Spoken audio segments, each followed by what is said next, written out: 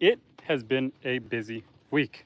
We drove about 40 hours of road time, so a lot more than that, in 3 days to pick up that guy. And today, my generator caught fire, so we had to drain all the oils out of it. We're having a little fire, so let's just make the best of it. I'm gonna back this guy away from the burn barrel, and we'll get this show started.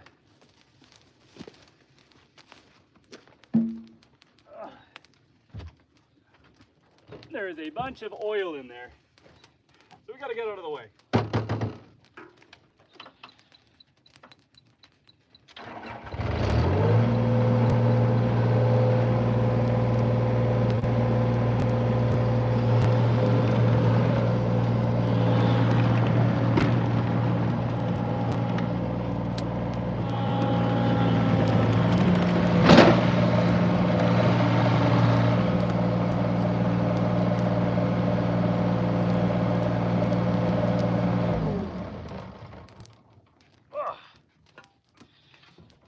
As a talking point, I'll park the machine there. We got a bunch of cardboard to burn, a bunch of things to do. But how you guys doing? How you doing, Jace? We've had a busy week. Today, my wife called me to tell me that our generator was on fire. So that wasn't good, but I think it might be salvageable. So we'll find that out tomorrow. So we got all the old oil and spilt diesel out of the generator room, dumped it in the barrel. So let's have a little fire. Let's make the best of it. It's we're gonna wait to throw more in because this fire is gonna get wild. Once it gets hot enough, the oil and diesel that's in the bottom is gonna start allowing some vapors to come through, and then that's gonna start catching fire, and this thing might get a little out of control. So we don't want to get too crazy on it. Robert, how you doing, buddy? It's been a busy week, man. It's been a busy week. But yeah, we're going to have a little fire. It is fairly hot today. We got some storm clouds in the back. But it is what it is. So I figure while we're having a fire, I can hang out and chat with you guys. Yeah, like I was saying, busy day today. I think what happened to my generator is that a fuel line either rubbed and split a hose, or maybe the primer blew a gasket. And I think that it was spraying diesel on the generator while it was pumping. And I think she got a little hot and caught fire. So my wife said the garage was billowing smoke. So she went in there, turned the generator off, and opened the doors and let the smoke out. So yeah, some nice singe marks on the side of the generator, but it still had oil in it. So I know I didn't blow a bottom end on it. And I could see where it was wet with diesel. So I'm banking on it just being a rubbed hose and a very close call. We'll see. We'll see tomorrow if I can get the generator to run, or if she's cooked. And then I drove very, very far to go get that guy. So it's a new addition to the homestead.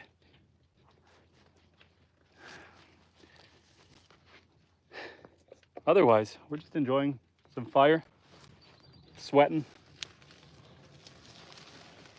I got some cardboard over here I gotta burn. Throw some logs in it to keep it going.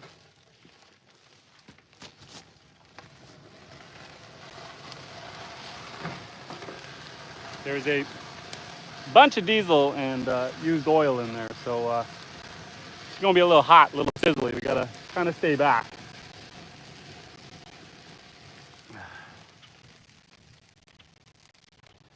Want to get enough wood in there to keep it going, but we also don't want it to get out of control.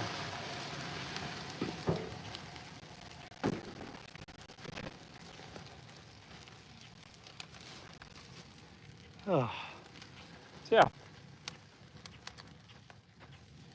Anyway, I think I'm gonna grab a chair so I can sit down while we hang out by the fire.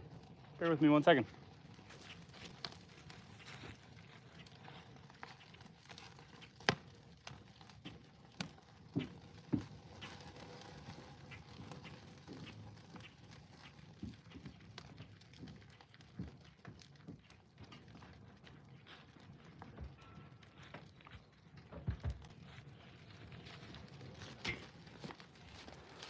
There we go. Park a chair down here. And we'll sit and hang out by the fire. The good old chemical fire. Try to set you guys up in a way that we can see everything nice. Bear with me 1 second, fellas.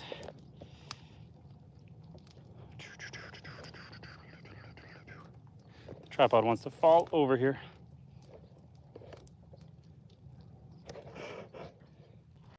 There we go. That's better. Oh.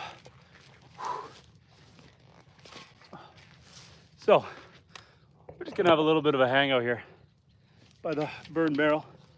Let that flame go crazy for a second. Busy, busy week, I tell you. But it's Friday. That means we get to enjoy the weekend a little bit. Relax, hang out. Maybe we'll go down to the beach. We definitely got to get some projects done with that girl over there, our new toy. I just bought that track skid steer, and I got it at an auction. And so the thing with getting a machine at an auction is it's a bit of a gamble. You don't know if there's going to be anything majorly wrong with it. Why did it go to the auction? In this case, I did a little bit of investigating on the pictures, and I could tell it was a rental machine. And relatively new, 2021, low hours, less than 1,000 hours on it. And so I figured if there was anything major wrong with it, it would have went through warranty. And fingers crossed. So we ended up getting it for a good price. And that will be our new primary tool here on the homestead. We'll let that burn a little bit and then we'll go pick it up. How you doing, buddy? I unfortunately cannot read what you were saying, but la la la la la la la la la. Are we singing? Is that a song? But yeah, anyway, beautiful day out on the lake. Just like I said, my generator today may or may not have caught fire. And so we had to get the, I dumped the oil and we're just having a little bit of a fire, get rid of that. So why not? Why not hang out by the fire? Hang out with you guys. I gotta have a massive fire. I'm thinking tomorrow, over this way, I've got a giant section of stuff over there I gotta burn. But I'm a little intimidated because I piled so much stuff. Matthew, how you doing, buddy? Sound check, Mike. Mike 1 2 1 2. How you doing, man? We're just sitting down, enjoying a nice fire.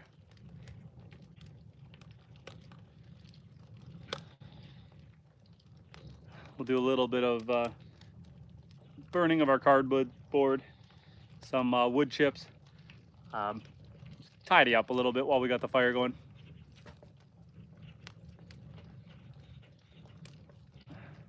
Basically what happens when you're burning diesel and used engine oil like this, what ends up happening is you burn a lot of the vapors and you end up with the sludge at the bottom. So it doesn't all burn, just the flammable part of it burns.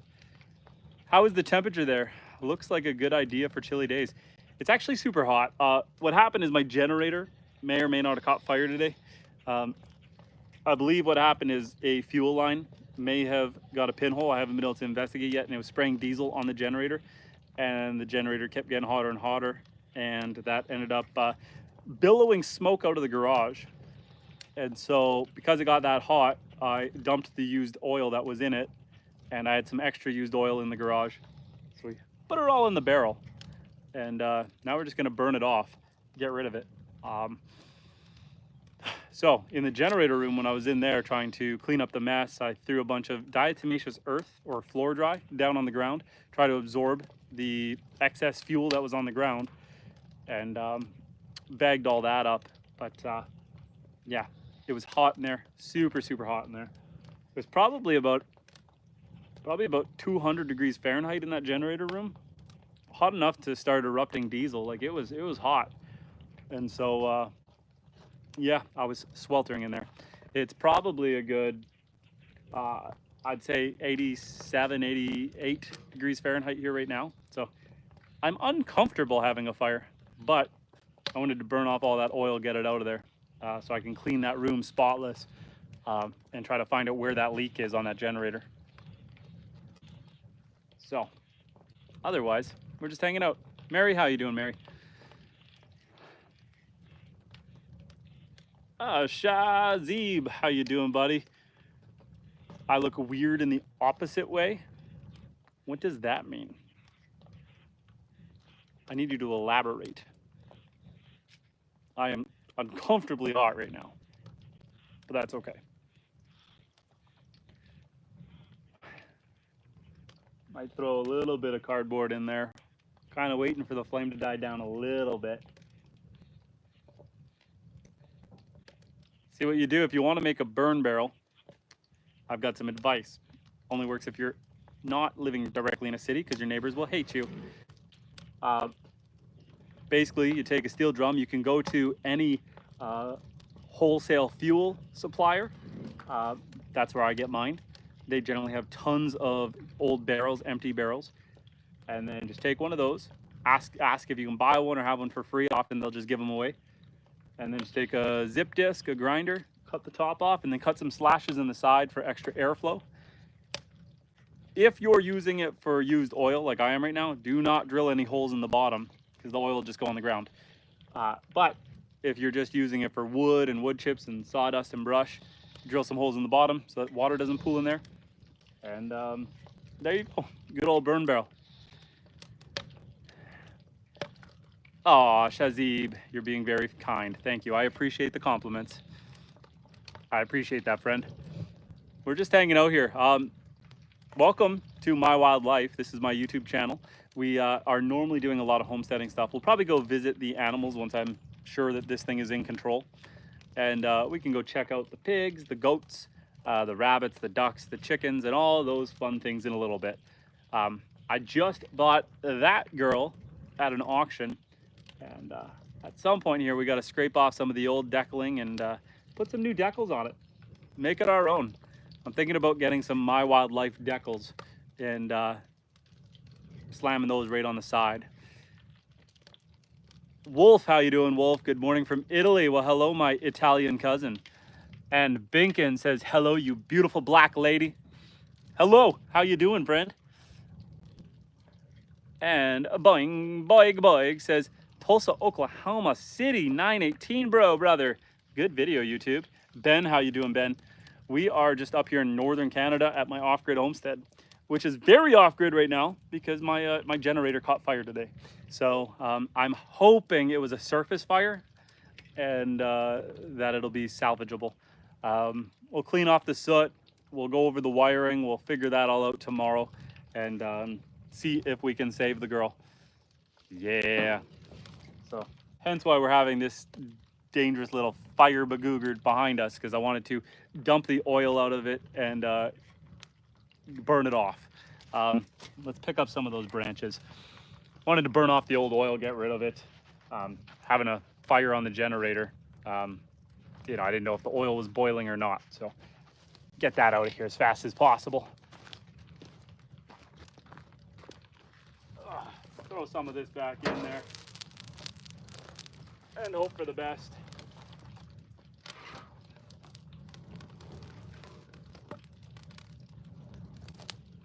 Whew. She is hot on an already hot day. But I figure why not burn some of the brush, maybe some of the cardboard, while we're at it.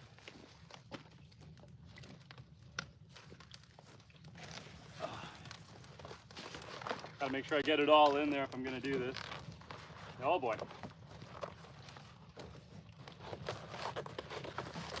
Let's get that one more in there. Ah!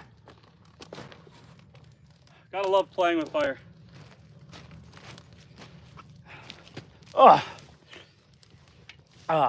And Ben says, get this live to 10 likes. We're at a slow start, but Ben, thank you. How you doing, buddy? You planning to go live at all this weekend?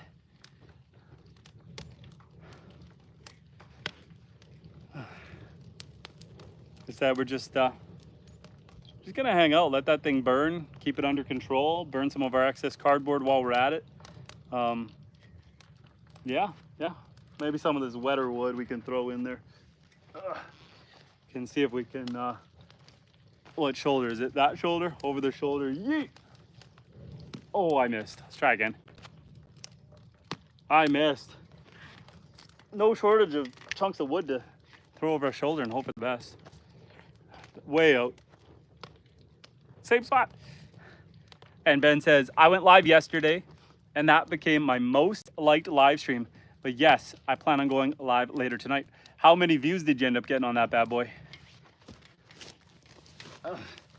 I believe I think that was last night, not 2 nights ago, that I popped in and said hello. Yes, it was definitely last night. Just before supper, and then I had to leave because I had to go eat. Oh, I'm pretty sure that one went in. That sounded good.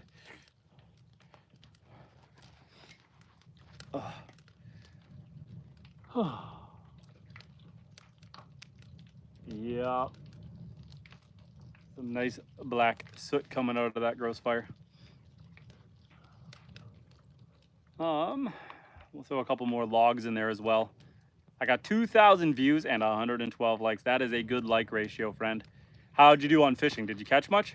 When I popped in, you were still, I think you had maybe already had a good bite or lost one. I think the bottom half of your lure was missing.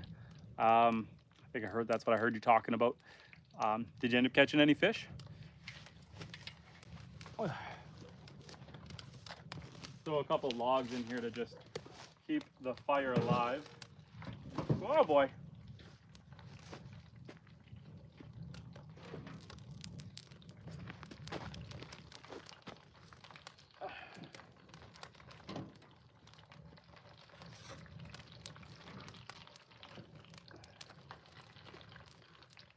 Gotta get that in there.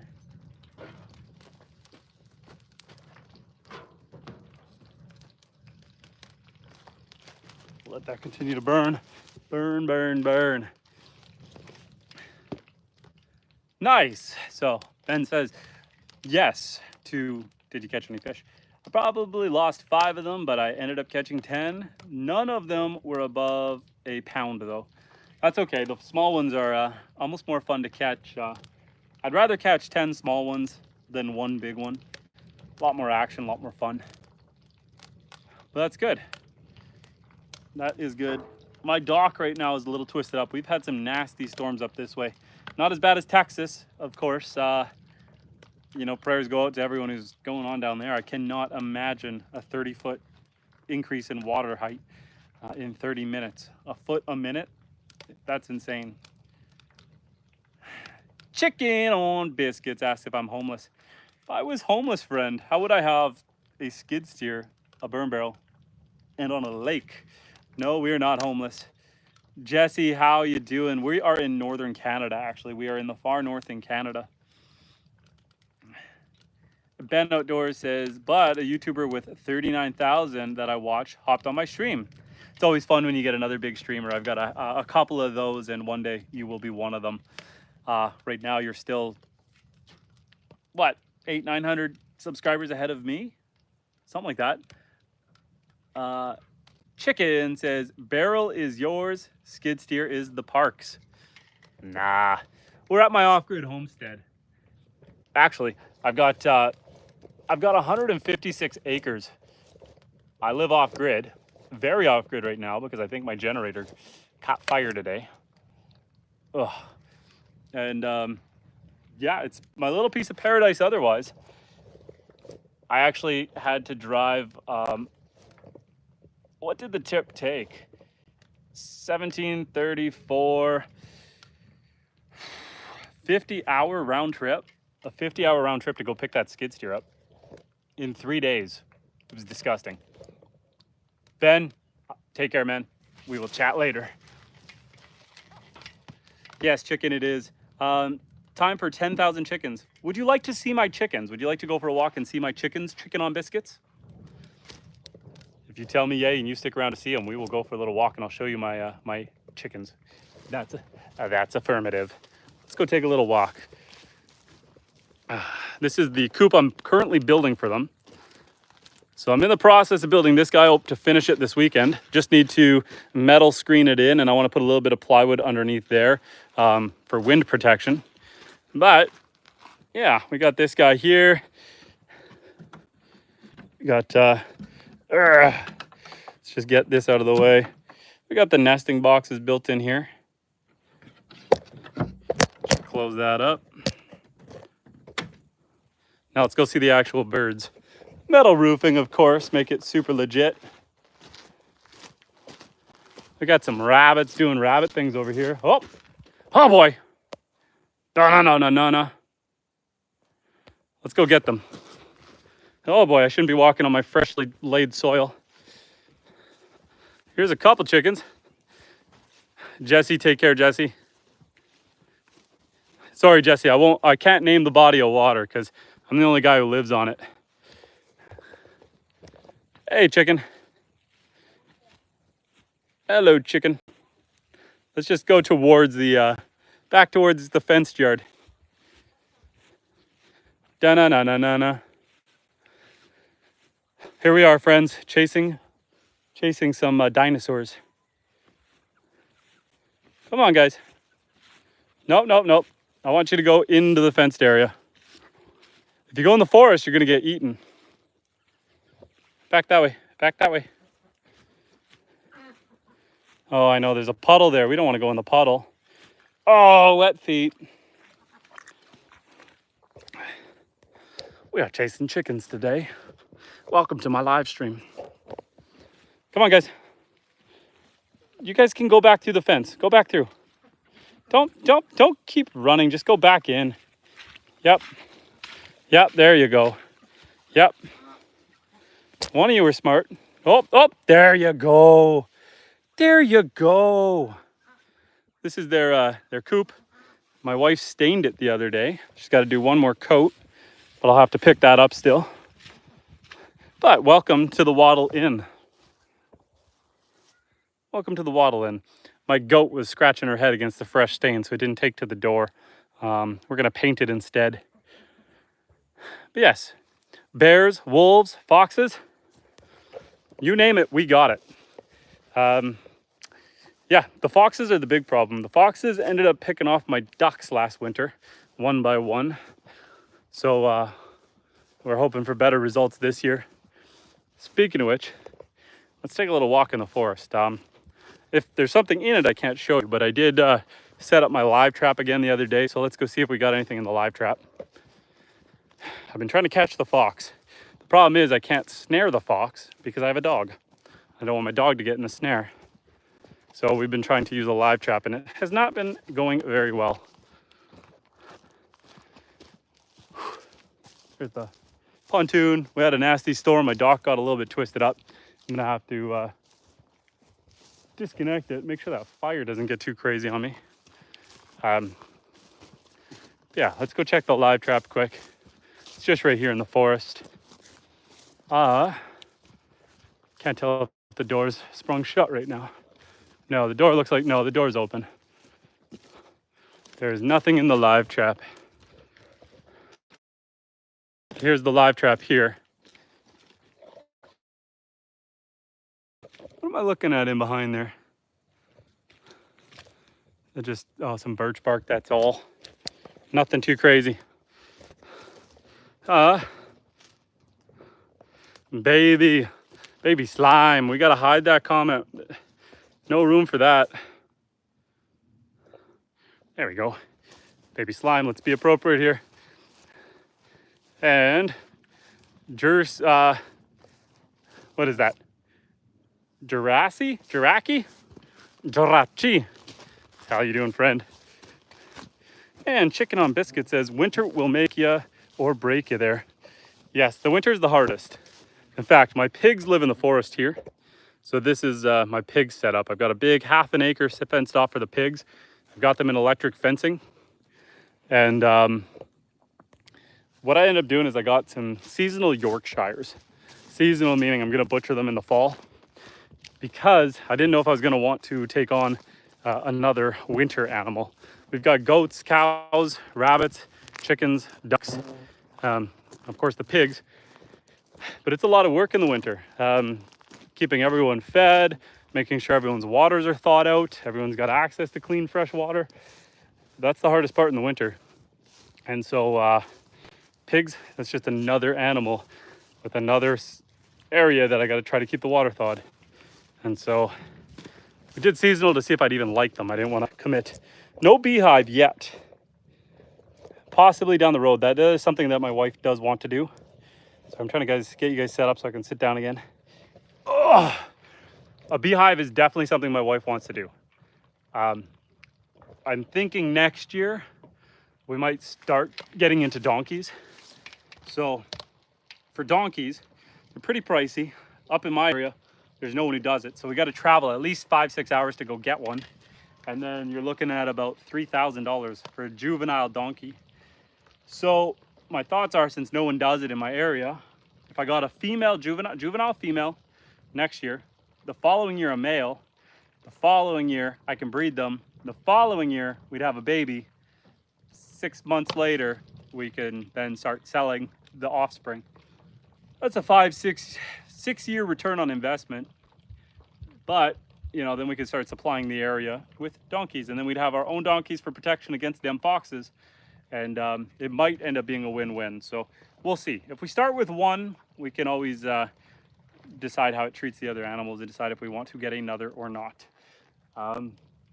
But in the meantime, we're just kind of doing our thing. All that work, especially in the winter, is one of the big reasons I bought that guy. Is I can put a plow on it. I've got the bucket on it. For doing things like cutting my trails, cutting in roads and stuff, I can grab a claw bucket to grab the trees and drag them out of the bush. I'm also thinking about getting a sawmill out here. If I get a sawmill, I could use a claw bucket on that, grab the trees, lift them, put them right on the sawmill, run them through. Save myself a lot of hassle. Augers, of course I'm gonna need an auger, because when you live off grid like this, everything becomes a pole barn. Auger in the holes, drop a tree in there, and build a roof and you're good to go. Chicken says, get a half dozen German shepherds. Foxes will be schooled. You know what? My last dog was a German Shepherd Husky, and she was fantastic at fighting and keeping away the foxes. Fun story. Last year when I was trying to catch the fox in the live trap, I had accidentally caught a rabbit. And my dog had gotten the smell of that rabbit, because she's the one who alerted me that the live trap had sprung. And so I put my dog back towards the house. I let the rabbit out. About an hour later, my dog took off into the bush, didn't come back that night. And then the next morning, there was a headless rabbit sitting on my deck. My dog had gone in there, got a hold of its smell, tracked it down, and brought me a present. She didn't realize that I didn't want it as a present. I was trying to let it live, but still a good dog. She would go and she would fight with the foxes and the coyotes. She was a tough dog, but she ended up catching a illness called blastomycosis, and she ended up passing away at 9.5 years old. I have another dog. She's a yellow lab golden retriever. She is now pretty good. Over the winter, she wouldn't stay outside overnight. She was still young, and so we brought her in the house every night, and that's why the foxes were able to get some of my ducks. It was always overnight on the cold nights. But now she's really good. She's got, her thicker coat on. She has no problem sleeping outside all night. So hopefully she'll be good all season and all winter, because she doesn't chase them. But she does bark. So she does scare them away. Freshly Wild, how you doing, man? I'm doing okay. It's been a week. I took a 50-hour, 3-day road trip to go get that guy, driving about 16, 17 hours a day over the course of 3 days.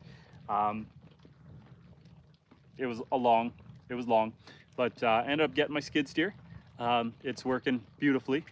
And then today, my generator kind of caught fire, so that was no good. DuBois, how you doing, buddy? Yeah, my wife called me telling me that there was smoke billowing out of the garage. And so she went in there and turned the generator off, but she didn't check to see if everything was on fire, just that smoke was billowing out of there. Anyway, long story short, I investigated it, and what I think happened is I think one of the fuel lines was chafed, and it was spraying diesel all over the generator, and it was just getting hotter and hotter and hotter until she got right to combustion. And I think we had a little bit of a surface fire on there. So I'm hoping the internals are all good. I ended up dumping the oil and we're burning it. Tried cleaning up, mopping up the floor because there was diesel everywhere. So we're burning all that crud in there. Hopefully the generator's still fine. I won't be able to really check till tomorrow. I'll go over all the wiring, cut and splice and rewire a bunch of the burnt wires. And yeah, hopefully she's not totally cooked. And Francis says, such a breathtaking view. Would love to live off grid.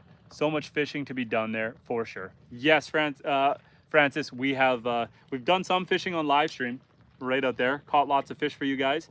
The black smoke might not be so sightly, but the rest of it is quite beautiful. We've got the lake all the way out there. Ugh. But we're just trying to burn off all that crud. Am I doing any fishing today? I haven't done any fishing in a while. I'm trying to think if I even know where my fishing rod is right now.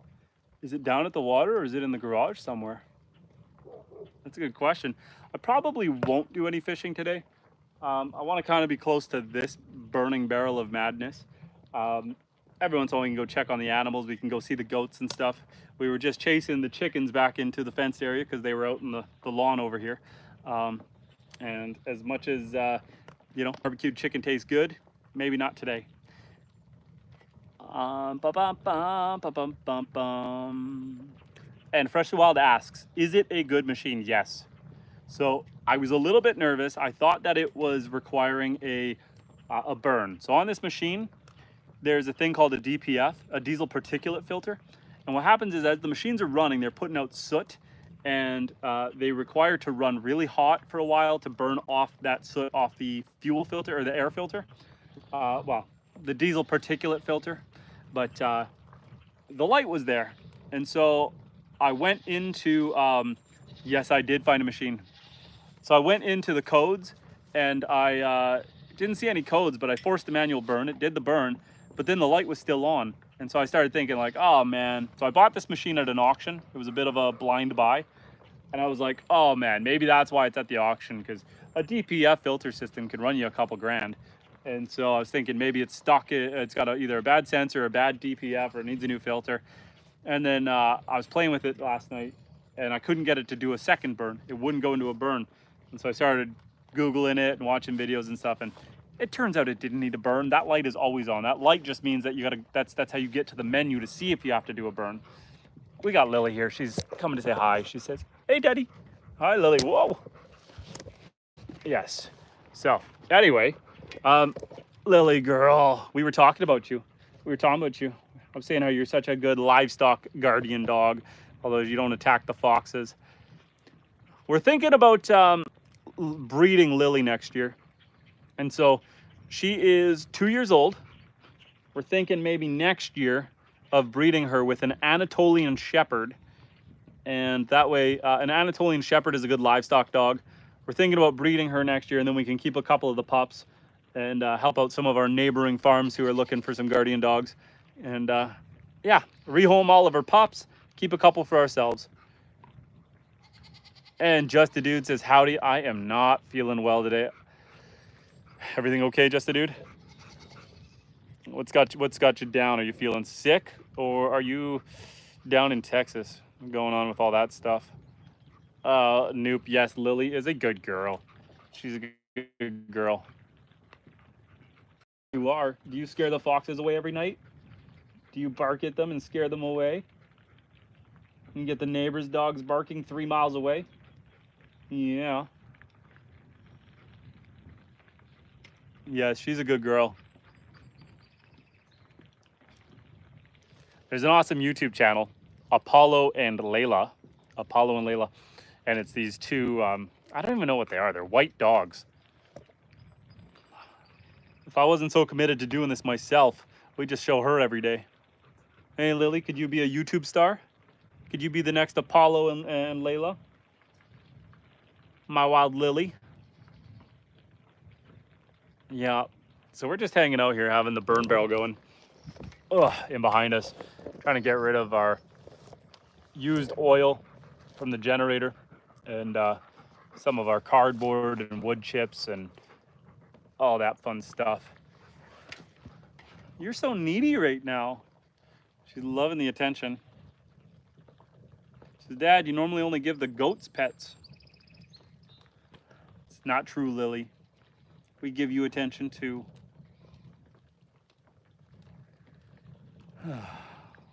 Yes, Lily is a good baby. Hi, buddy. My son is looking at me in the window. It's his bedtime. He's supposed to be sleeping. You're supposed to be sleeping, bud. Both of my sons, two of my sons, are standing at the window staring at me. We're just burning that oil down. I'm thinking tomorrow I'm gonna have a massive bonfire over at my fire pit over there. But for tonight, we're just trying to get rid of some of our scrap stuff. Some of the cardboard and stuff, do it in a more controlled environment with the barrel. Let's throw a little cardboard on that fire and let her rip roar. Lily, you stay. You stay. No, where are you going? That's the opposite of stay. Just chuck this whole box right in the barrel. Let's let that rip roar. We'll throw some wet wood in there to hold her down. Oh. Mainly off grid. How you doing, friend? How you doing? Oh. Look at that. My head is on fire. Ah! I gotta readjust my position so it doesn't look like my head is on fire. It's funny, my boys are sitting in their window. I don't show them on YouTube just for their privacy, but their two little faces are staring right at me, giggling because they know they're supposed to be sleeping right now. Let's try to get that in a spot where it's not gonna fall down. Let's sit out of the way and try to read your guys' comments. Freshly Wild says, they're going to remember looking at their dad forever, hopefully. I hope so. I hope they get to look at me more. I hope you're not implying that this is my last day on Earth. And Had Eyes says, hello, I follow you from Iran. Well, hello, welcome. Thank you for following me. Hello from Northern Canada. And Just a Dude says, never put stones from the river into a fire. I have heard this. Some stones will trap moisture in them. That moisture will then bubble. It's got nowhere to go, so the rocks explode. Mainly Off Grid says, looks like you're having a great night. Kinda great night. It's kind of a double-edged sword here. What ended up, and Hama Vlogs, hello, we'll talk in 1 second. So I bought the skid steer this week. It's awesome. It's fantastic. Minty, cleaned it up, greased it. It's looking good. You're good to go. I know, but I need to talk to you. Yep. So, would you mind when you're done with the thing open, can you put the chariot and wagon away? Yeah, I can put everything away. Okay, and can you figure out how to get the hose back in the wrap area? I don't know how you did that. I kind of forced it out, but the easiest way to get it back in is going to be just to undo it, put it in, Right. and put it back on. But I'll do that. Okay, I feel like there's something else. I don't remember. Oh, Noop is out here deleting these messages. And is that a swap behind your? Please elaborate, Eldon. 10 Senpai, welcome back. How you doing, friend? We got the burn barrel going. We got our brand new skid steer. We got the lake behind us. We're having an okay day, and the reason I say okay day is my generator may or may not have caught fire today. My wife called me and there was billowing smoke coming out of the garage. She ran in there, turned the generator off, opened the doors, and let it air out. And I think what ended up happening after inspecting it, there was diesel fuel all over the ground. I think what happened was I've got a chafed fuel hose somewhere on the generator, and I think it was spraying diesel all over the walls, all over the floor, and all over the generator. And as that generator was getting hotter and hotter and hotter, I think we had a surface fire in there. So we've got some melted wiring that we're gonna have to cut and splice. I ended up draining all the oil because if we did have a surface fire, things might have started bubbling in there, and we don't want to nuke everything. So we dumped the oil, mopped up as much of the diesel as we could, got it in this barrel, and we're burning it. So hopefully the generator still works. The only thing I have faith in is my wife turned it off. It wasn't that it went pop, pop, bang and turned itself off. She turned it off. So I'm having some faith that it's gonna fire, but we're gonna have to do some rewiring on it. I put a bunch of absorbent material, diatomaceous earth on the ground. Fun fact, your Absorball or Floor Dry or diesel soaker upper stuff is actually typically diatomaceous earth. Diatomaceous earth is the same thing that you want to put on your goats or in your chicken pen to kill off any mites, any bugs. It's a super, super dry, absorbent, kind of like sand. And in fact, them aliens down in Peru were preserved in diatomaceous earth. So it's a super absorbent material. So it makes the area, i.e. the body of the goat, uninhabitable because it's just too dry. And it also works for cleaning up diesel. So we soaked up as much as we could, shoveled it all out of there, but it was hot in there. Like the generator room was cooking. It was probably 200 plus degrees in there. Like I was just dripping sweat going in there. So we've got it all aired out, soaked up most of that material, sprayed the walls and the floor full of that floor dry, that diatomaceous earth. We'll let it soak up and I'll get the rest of it out of there tomorrow and we'll go over the generator and see if we can get her all fired up and working. But yeah, so bittersweet. Eldon says it's raining down here. We're up here in northern Canada. We actually had some gnarly lightning storms today. Definitely some forest fires in the area. It was smoky earlier today. Maybe I was just smelling the smoke from my house. Just, what, it smells gross? My wife's feeding our dog some salmon. She's feeding her some salmon. Close your window, bud. You got to go to sleep. They can hear you the whole time. They're never gonna. 10 Senpai says, same Eldon, but it's also foggy. Mainly says, yikes. And Senpai says, or Sampy says, hope the generator doesn't kaboom again. I am hoping the same thing. I'm hoping that she's good to go. I have some faith in it. Like I said, we'll just go over everything, go over the wiring, go over the oils, the fluids. I'll have to run it while I'm watching it to see where the fuel leak is coming from, so that I can patch up that hose unless I can find it. So yeah, not a fun situation, but yeah, we're burning all the excess anyway. Get it out of here.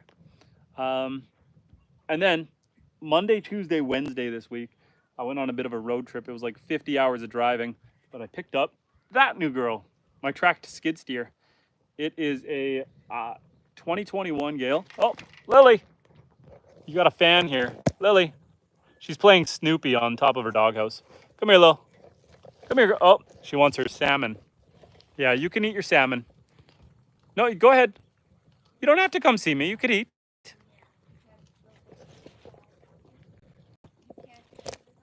There she is. Abby, how you doing, Abby? Lily is having some, she's checking out her salmon anyway. We'll see if she eats it. But, yes. Yep. So, there's the machine. There's the fire. That was Lily. And this is Abby. Abby, how was the rodeo? How was the rodeo? When I went and picked up the skid steer, the Calgary Stampede was on. And I did not go that way. I didn't go check that out. I was close, but I didn't go check it out. Driving a car hauler with a machine on it, I didn't feel like going through traffic. But I was thinking of you at the rodeo. And did you end up going live TGN? What is TGN, friend? This is the first time I've gone live all week.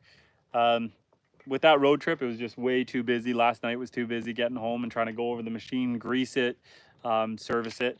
I still need to oil change it, just because I don't know when the last oil change was done. But otherwise, she's running smooth. She fires up right away. And Big Shark says, who's this crooked goblin? Well, friend, my name is Justin. Welcome to my wildlife. How you doing, buddy? We are an off-grid homestead. And yeah, we're very off-grid today because our generator caught fire. So we are very off-grid. And Sampai YouTube says, fun fact, dogs can drink sparkling water and it's 100% safe. Just don't let them drink it too much. If it's 100% safe, then why can't you drink too much? Does that make it 98% safe? Hey, bud, don't poke holes in your screen, eh? Yeah, close the window, guys. You're gonna get mosquitoes in there. They're gonna carry you away. They're gonna come in there and they're gonna carry you to the ceiling, and I'm gonna come in and check on you. You're gonna be stuck on the roof. Close the window. Okay, I can't help you if the mosquitoes carry you. Don't pull on it. Ask Max to help.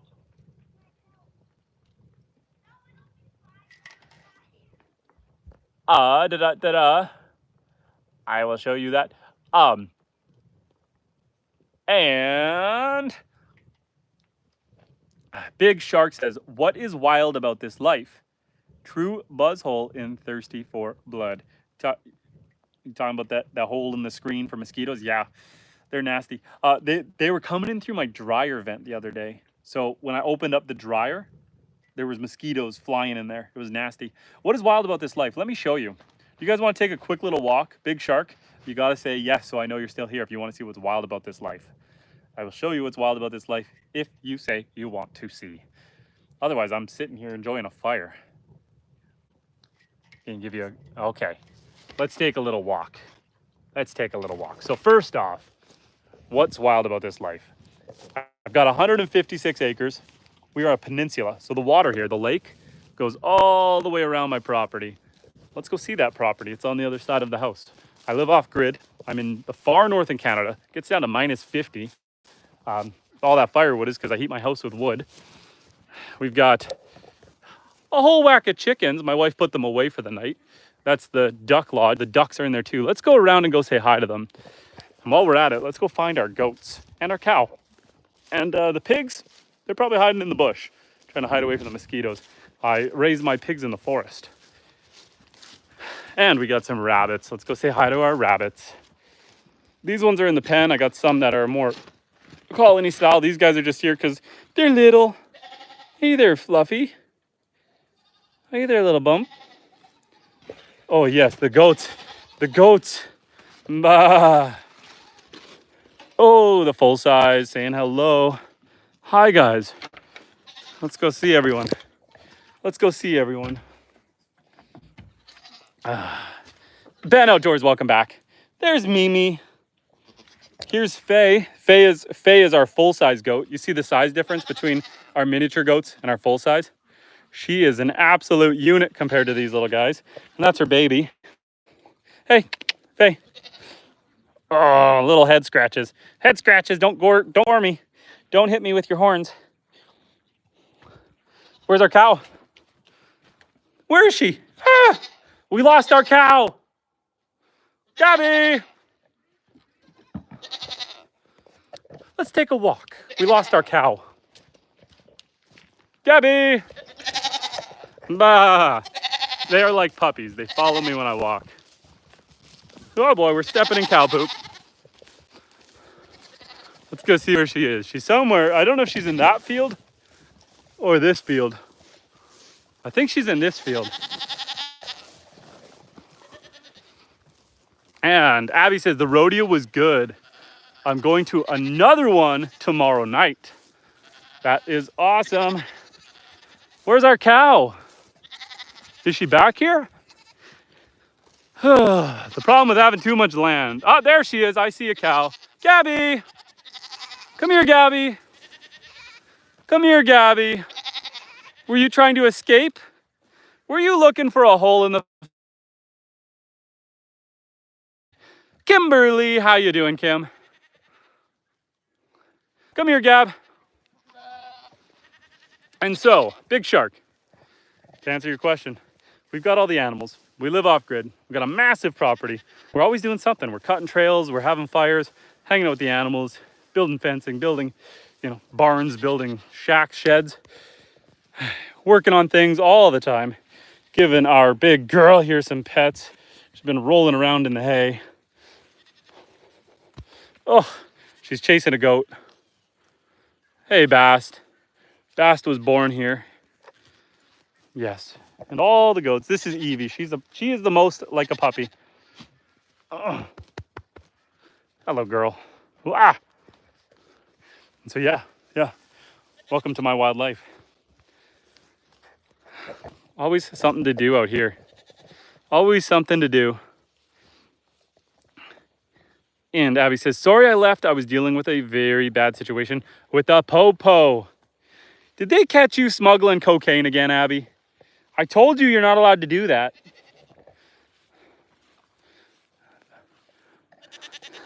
Yes, this is Elsa. She is Faye's baby.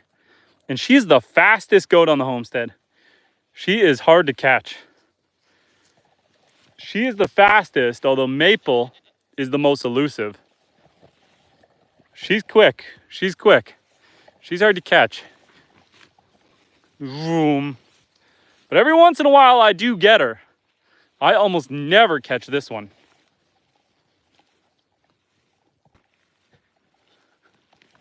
Maple. Maple. I named you. You're supposed to be mine. And then you got, you know, these guys, Noe.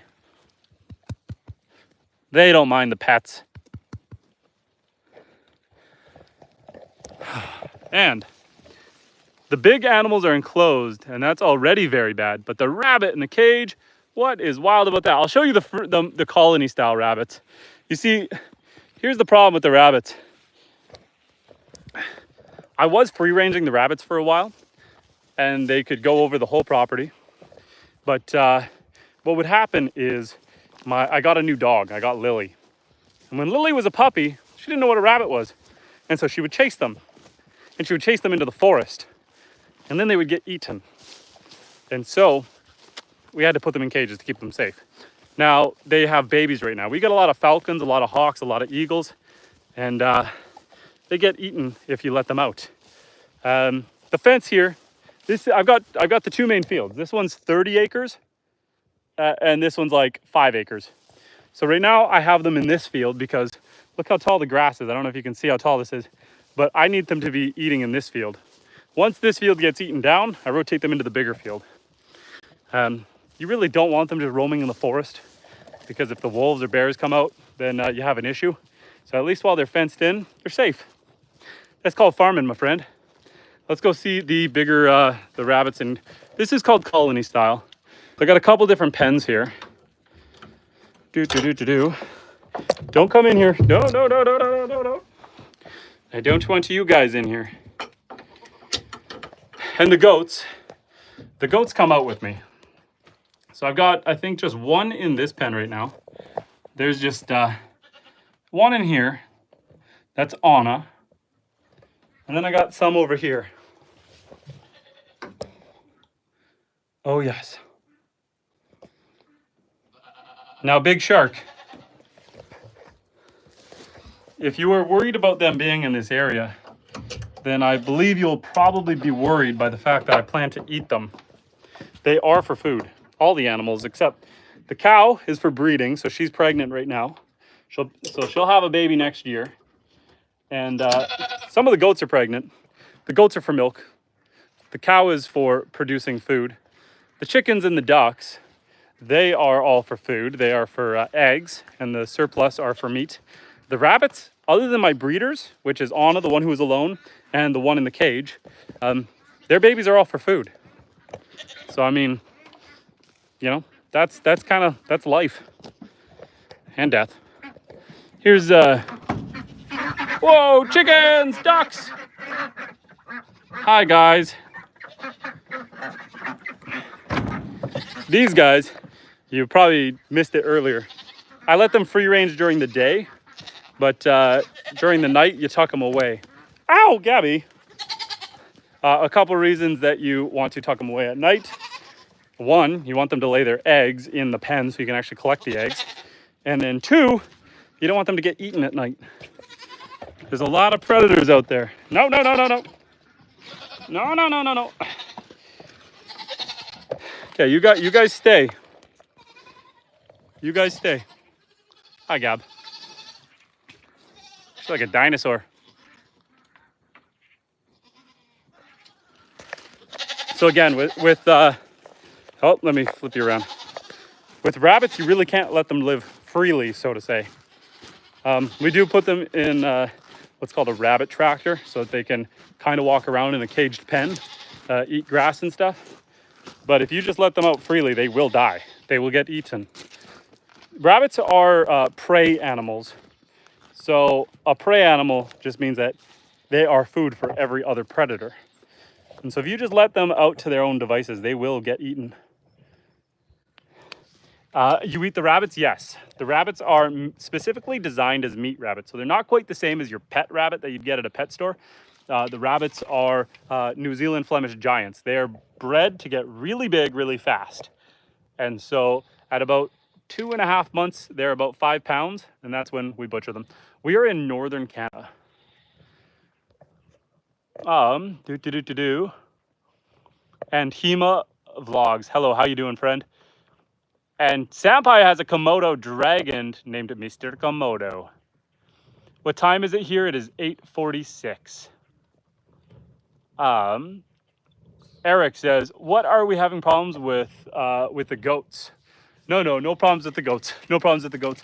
We were just, we were talking about the rabbits being caged up. The goats, they come for walks with me in the forest, but I don't let them just out all the time because then you draw in the coyotes and the wolves and then you have no more goats. So the goats are in the fenced in area during the day and then I just take them out for walks. But the fenced in area, we're talking a total of 30 acres.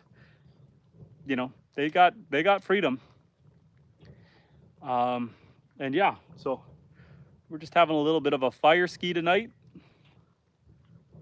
And yes, no problem with the goats. The goats are doing minty. They're all doing fantastic.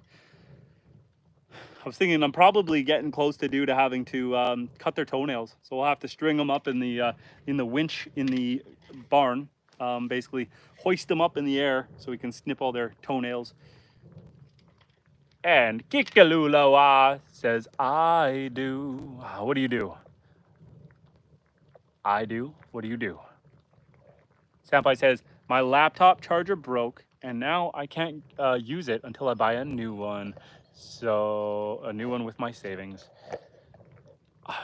I'm sorry to hear that. I'm sorry to hear that. One of my phone chargers was acting up on me.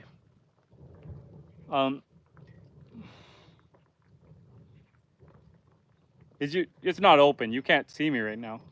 Leave it closed. The mosquitoes are gonna eat you, buddy. I got a little face in the window staring at me. Go to sleep, bud. It's sleep time. It is. Don't sleep standing. Go sleep in your bed. We'll have a big fire tomorrow. I think I'm keeping him awake with all my noise. And greetings from Russia. Well, hello. Greetings from Northern Canada. How would I say your name in English? What would you like to be called? And Eric says, are you talking to your son? Yeah. He's standing at the house, staring at me through the window. But he knows he's not really allowed to talk because Mama will go in there and tell him to go to sleep. It's past his bedtime. But of course, he can see me, so he's excited and staying awake. But he's supposed to be sleeping. We just kind of got to monitor this fire a little bit. Keep half an eye on it. Ugh. Throw the odd piece of wood in there. Oh, we missed. Let's try that again. Oh, we missed again. We're hitting the rim. We are not Kobe tonight. And Big Shark says, besides eating meat is for men that fight. You don't need to eat meat. I enjoy it though.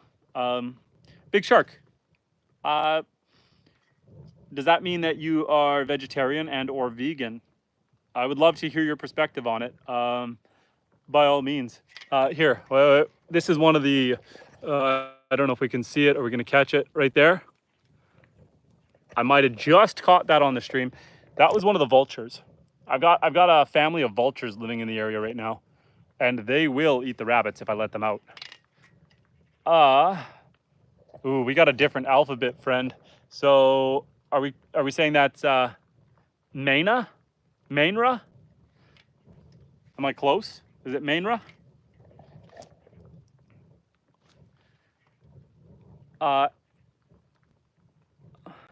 Noop says their username translates to I watch and I see. Mozilla. Mozilla. Is that correct? Do we pronounce it Mozilla? Big Shark says, did you read my other message about the livestock? Which message specifically? Are you saying before you eat them, you could let them live freely? Mozilla. Awesome. And Hemovlog says, please support me. Hemovlogs, we can't support you unless you tell us what kind of stuff do you get up to? What do you do? Tell us a little bit about your channel. And the second coming, getting hit with that ban wave. Hide this user on the channel. Blah bam. Unfortunately, we don't have time for that shenanigans. And 10 Senpai, someone is saying a racist slang. Yeah, I saw that. I was just a little slow to catch it. So I have a couple rules, guys. I don't mind if people are being a little bit rude to me or a little bit chirpy. By all means, you can make fun of me. You can say I'm your favorite black woman. I am okay with that. But we can't be racist. We can't be racist and we can't be overly sexualized. I don't stand for those two things. Otherwise, it's kind of all fair game. I think we can have good, healthy dialogues. Big Shark says, and who says humans deserve to be healthy? Hema, I'm going to have to ban you if you don't tell us what's your channel about. You got to tell us what the channel's about. I can't support you if you don't tell us what the channel is about. You know, as a Christian, I believe God has designed us to be healthy. I think that's the intent. I mean, as a civilization, I think we're designed to be healthy. Like all creatures in nature, it's kind of survival of the fittest. And so, you know, if you don't take care of your body and you don't become big and strong, you aren't going to survive long. You're not going to pass your genome down. Big Shark says, so that's bad, but completely dooming the existence of animal bloodlines that are superior to you is entirely acceptable. Superior than you is entirely acceptable. So I believe in conservation. The animals we eat on the homestead, we breed them. And so we have the parent animals that are very much like pets. We name them. We have them for years. We take good care of them. And we then raise their babies and eat their babies. But we do take very good care of the parent animals. So there's that. And when it makes sense to not eat the babies, like for the goats, when we have a female goat, we keep it or we trade it to someone else to diversify bloodlines. But we do, Lily, just eat your fish, man. Eat your fish. I don't think she wants to eat the salmon. She's like nosing at the ground. She put her nose in something stinky, I think. And she's trying to rub the smell away. She's being crazy. Here she is here. Oh boy, we're zoomed in to 1,000,000. Lily, what's going on with your face? Are you okay, girl? Lily, are you okay? What'd you do? Did you smell the cow's butt again? What'd you do? I don't want to smell it.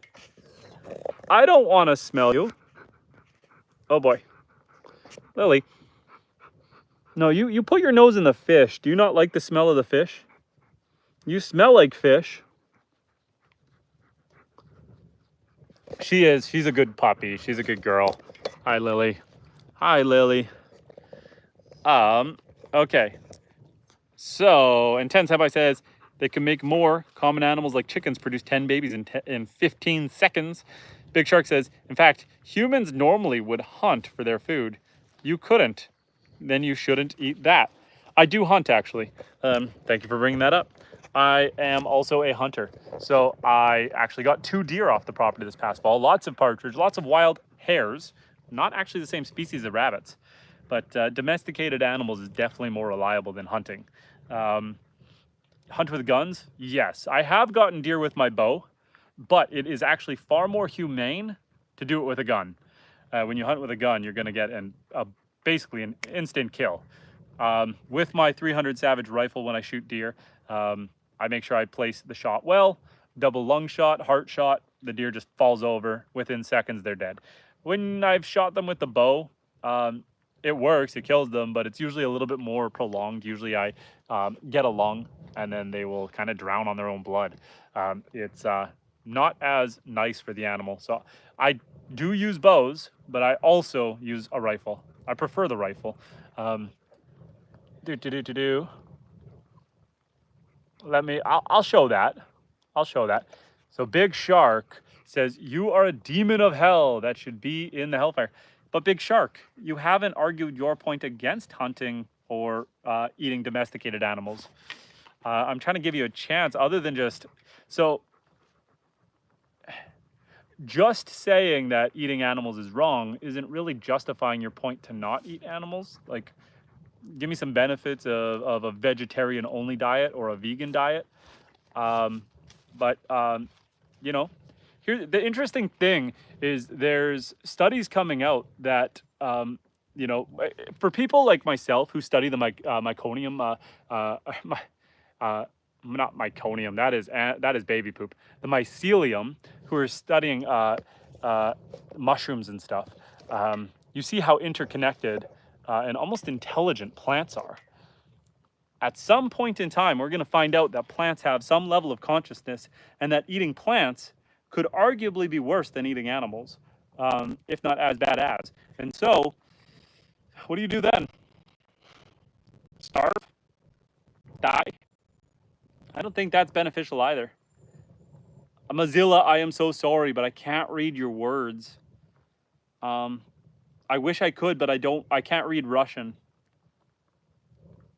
And Big Shark says, I'm not vegan and I'm a man.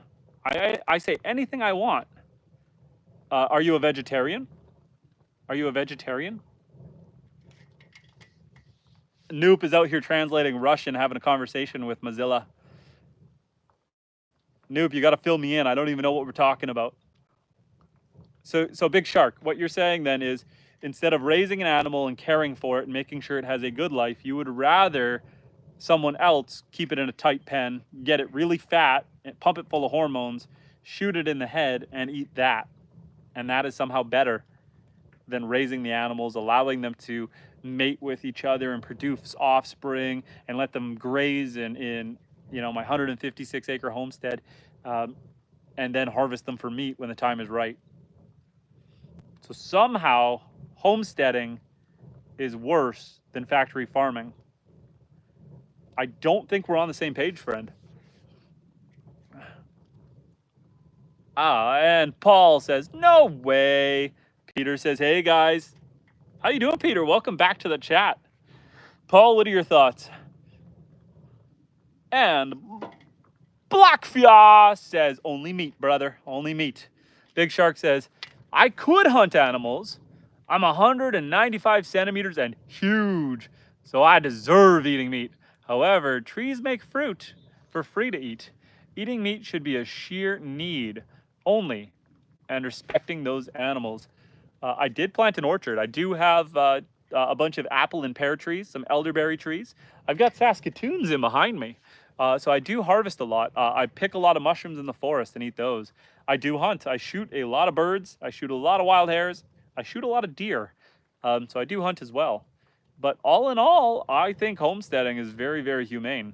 Paul says homesteading all the way the best. I mean, I don't understand, Paul, or Big Shark, sorry. I don't understand, Big Shark, how you being big means you deserve to hunt, but you don't hunt. Instead, you just buy factory farmed meat and milk from commercial dairy facilities and somehow think that's better than homesteading. I still don't think we're on the same page. But it's an interesting flex, so good for you. Yeah. And Peter says, did you just buy that toy behind you? That's my new baby. That's my new baby girl. We're gonna have to name her. We're gonna have to name her. Yes, I bought that track skid steer. I got it at an auction. Monday, Tuesday, Wednesday, I traveled a 50-hour round trip, 3 days. It was aggressive, like 16, 17-hour days of driving. But I went and picked it up, brought it home, and it runs minty. It runs really good. It's in great condition. I had to clean it. It was really dirty, but I pressure washed it, cleaned out the engine bay, topped up the fluids, greased it, and it is running fantastic. So that is the new farm tractor. That is the new skid steer, the compact track loader, the new baby girl. What I want to do is peel off some of those stickers there and maybe put a logo on it.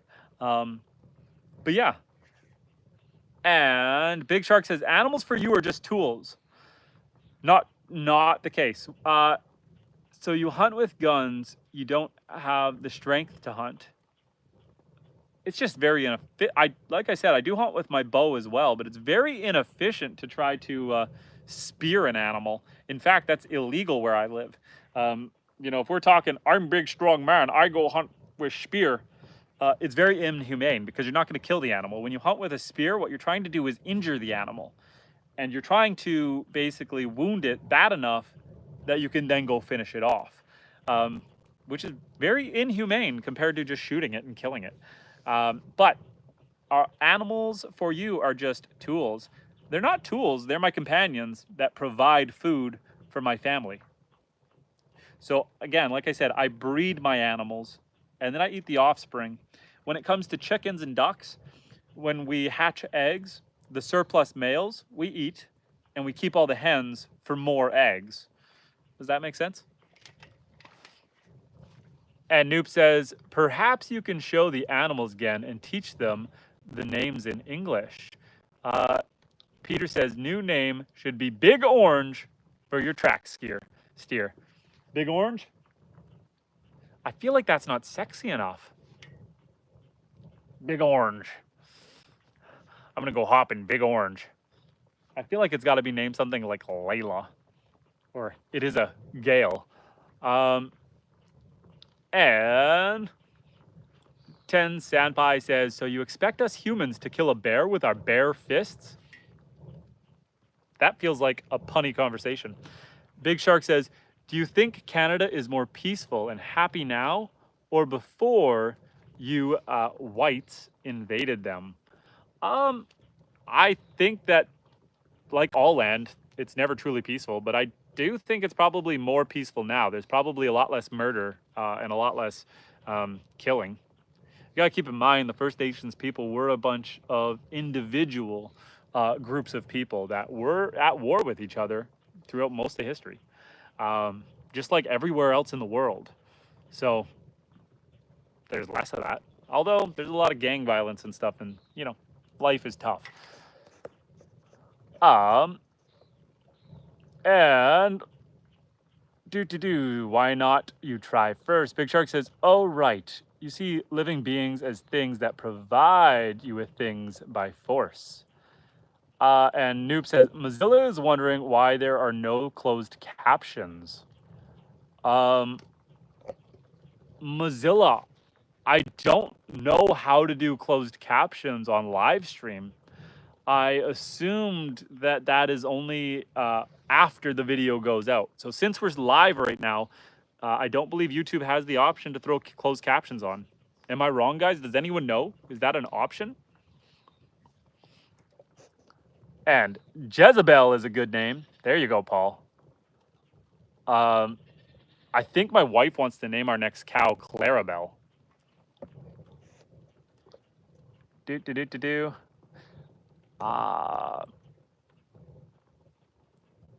And do you have any turkeys where you're at?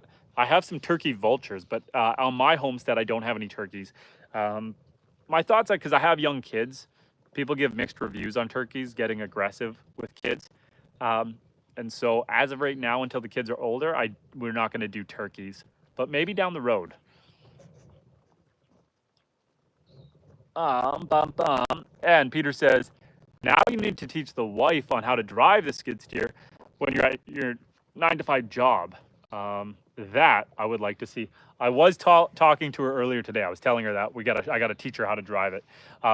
This skid steer, one of the awesome things is most track machines that I've driven are dual hand control or foot control, but one side does one track, one side does the other track. And then when you want to use the articulating buckets and stuff, that's usually in or in, so up, down, or tilt forward, back. This machine is built with the one joystick will give you all direction radius turning. So it will automatically do both tracks based on the direction the one stick. So one hand is just for up, down, tilt, back, and the other hand is all your driving. It's like playing a video game where you're steering with the joystick. It is fantastic. It is way nicer. It is way nicer. You can actually drive this thing and drink a coffee. I did not expect that when I bought it. So that is a 10 out of 10 feature, the fact that you can drink coffee while in that skid steer. That is minty. Yeah, it's a very easy machine to drive, especially just to and fro, forward, back, doing a little bit of backblading, grading and stuff. That machine there, it can do 3,000 pounds, which is perfect for what I need on the Homestead. Kind of the heaviest thing I'm going to lift on the Homestead is like a bale of hog's feed, which is like 2,000 pounds. So otherwise, it's perfect size machine. And Big Shark says, there's also no life. Oh, Noob said, not today. And 10 Senpai says, less protein equals less strength, less carbohydrates equals more organ failure, less fat equals diabetes. 10 Senpai throwing out the pro meat. Ooh, and Abby said, Big Shark, we're done. Get out of here with the 86,000 second ban. That's the 24-hour ban. That is the 24-hour ban. Abby said, that's enough. Yes, I think everyone else here is relatively pro-meat, pro-homestead. And imagine getting banned. Womp, womp, womp. At least that's just a temporary ban. They can come talk about... The thing is, so in my mind, for Big Shark, I am willing to give them... I'm willing to give them some ground and allow them some respect. If they're going to go anti-meat but are vegetarian or vegan, but how do you go anti-meat but then say I eat meat? It doesn't make sense. It doesn't make sense. And Abby says, we don't tolerate trolls. Urgh. Yeah, I mean... Ugh. Nailed it. Nailed it. That went in. Yeah, no, I think there's, you know, if people want to be vegan or vegetarian for reasonable reasons, that's fine. But, you know, otherwise. Now, Peter says, now you need not just the bucket, but also something to grab trees with if you ever need that next implement. Never know, you might need it on the skid steer, just an idea. So Peter, I am planning to spend so much money on this dang machine. I bought it at an auction, so it was a bit of a gamble. We kind of rolled the dice on that one, but so far so good. It seems perfect. But there's more auctions all the time. I wanted to get the machine, make sure nothing was wrong with it before I spent more money on it. But yes, I do plan to get a grabber bucket, because what I want to do is maybe next year or the year after, I want to get a sawmill. I want to start milling my own lumber off the trees off the property. So the reason I hadn't done it yet was because I have a bad back, and trying to drag the trees out of the bush and then get them onto the sawmill myself. I knew I was going to hurt myself. My wife actually talked me out of it. She convinced me not to. But now that we have the machine, we can get a clam bucket, grab the logs, put them right down on the sawmill, run them through. So definitely need a clam bucket. Also going to get an auger, because then I can, you know, right now I'm doing all my augering by hand, and it's a lot of work versus just brrr, good to go. So that's going to make building the next pole barn a lot easier. We can basically go 3 feet down with the auger, put the pole in, fill it full of concrete, pack her down, good to go. So that's going to make future buildings a lot quicker, a lot easier. I also am thinking about getting a wood chipper, because right now I buy bales of straw for the animals' bedding, but I'm thinking with a wood chipper, instead of burn barreling my brush, I could lay cardboard down as a base and then put all the wood chips on top of that as bedding for the animals. Basically, shred up a bunch of dry, dead branches and then use that as bedding for the animals. It'll compost really well. and I don't have to buy it. And Noop says something in Russian, talking to Mozilla. Ten Senpai says, Big Shark ain't even big. He's just skinny kid with no life. Francis says, processed food of any sort is so bad for us homestead raising. Homestead raising is the best and healthiest. Francis, I keep saying Francois because I see Francis and Saucy, and in Canada, Francis is Francois in French. Sorry that I keep giving you your French pronunciation, but Francis, you mentioned that you have a homestead as well. Would you care to tell us about it at all? What kind of animals are you doing? How big is your homestead? But yeah, I think anyone who has a homestead, most of us, because we do it on a smaller, more personal scale, you have a real relationship with your animals. And it can be hard and it can be sad when you do have to butcher an animal or put down an animal that you weren't planning on putting down. But if you're raising the animals with the intent that they're going to be processed for food and you're raising them humanely and having a good relationship with them, I think that's the way to do it. I think, feeling a little bit of a connection with your animals and a little bit of guilt is healthy. And Peter says they make a log splitter for the skid steer to just roll or just a overall another idea, especially for the winter months. I need to figure out how that works because I've seen some of those log splitter attachments and they look like a cone, like a sharp cone, almost like a wide drill bit. And I don't know if it spins or if you just push it into the wood to split it. Do you know anything about them, Peter? Because I was looking at those because we're sitting here in front of our wood pile that's all been done by hand. This is all done with the axe. Yeah, I was kind of thinking about it. And Noob says, have you put the skid steer through its paces yet? No, I just got it back 2 days ago at like 11 at night. So last night was the only time I actually had a chance to really play with it, and I was busy greasing it and servicing it. I've used it to carry the pigs' water to the watering hole and to do the garden and back here.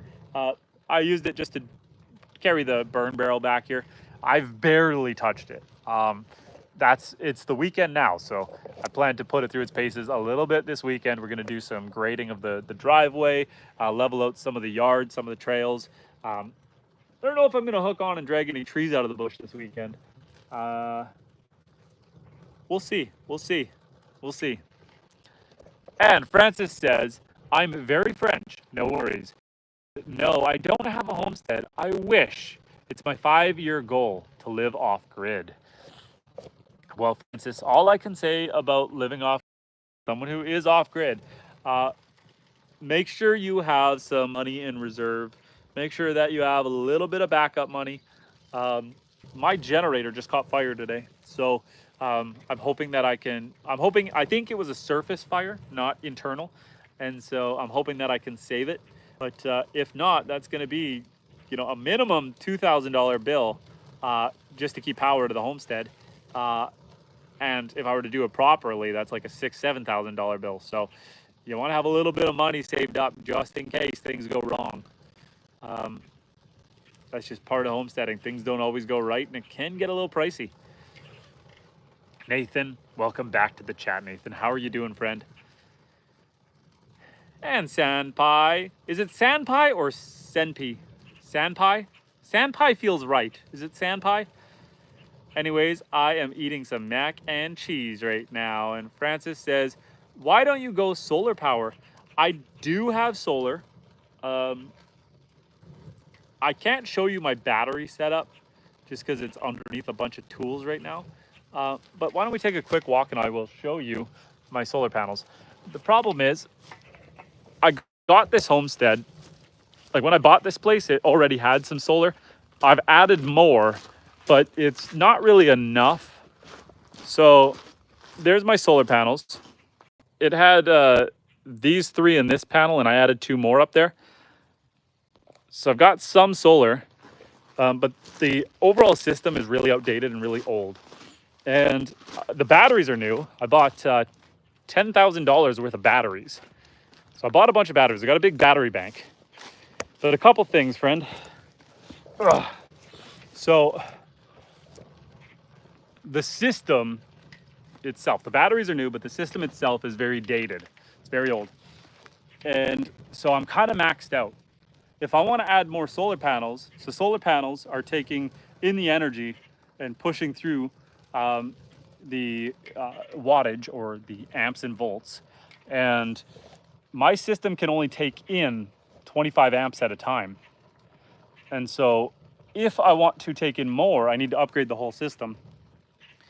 And most modern systems, you're probably taking in 100 amps. Like you can go way bigger, 200 amps even. But I'm capped at 25 amps.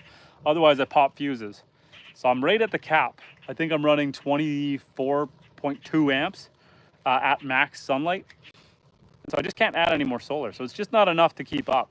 Right now I'm incubating some ducks. So I've got a heater and humidifier running 24/7. I am off grid, but we try to live comfortably off grid. So like all the bedrooms have fans running right now to cool them off. My wife runs laundry. I've got 3 freezers full of meat, so those are drawing a ton of power. I've got the well pump and a bunch of automatic water. So every time the animals take a drink or a kid flushes the toilet, the well pump kicks on, and all that draws a lot of power. So with the 20 kilowatt hours worth of batteries I have, typically that's running me good for about 2 days, maybe 3. Otherwise the generator's got to kick on just to keep up with it. So I'd have to go a lot bigger with solar, but I don't want to fully commit to doing that just yet. I plan to build another house on this property. And when I do that, I'm probably going to redo all of the solar, all of the everything. Start fresh with a full system. So I just don't want to upgrade this one right now if I'm going to put the money in a couple of years. Does that make sense? And Nathan, I'm doing well. Peter says, go online and see what might work for your skid steer as far as price-wise for a log splitter. It won't be cheap. They have them also with the chainsaw attachment. They will cut the wood for your need. And also, are you getting a brush hog attachment for your skid steer, especially for more land clearing if needed? What's your idea on that? 1 second, I will answer in a second. Yes. You can't. Just come here for a second. Okay, 1 second, guys. My wife is just calling me up for a second, so let me just mute you guys. I'll be right back. Enjoy the fire.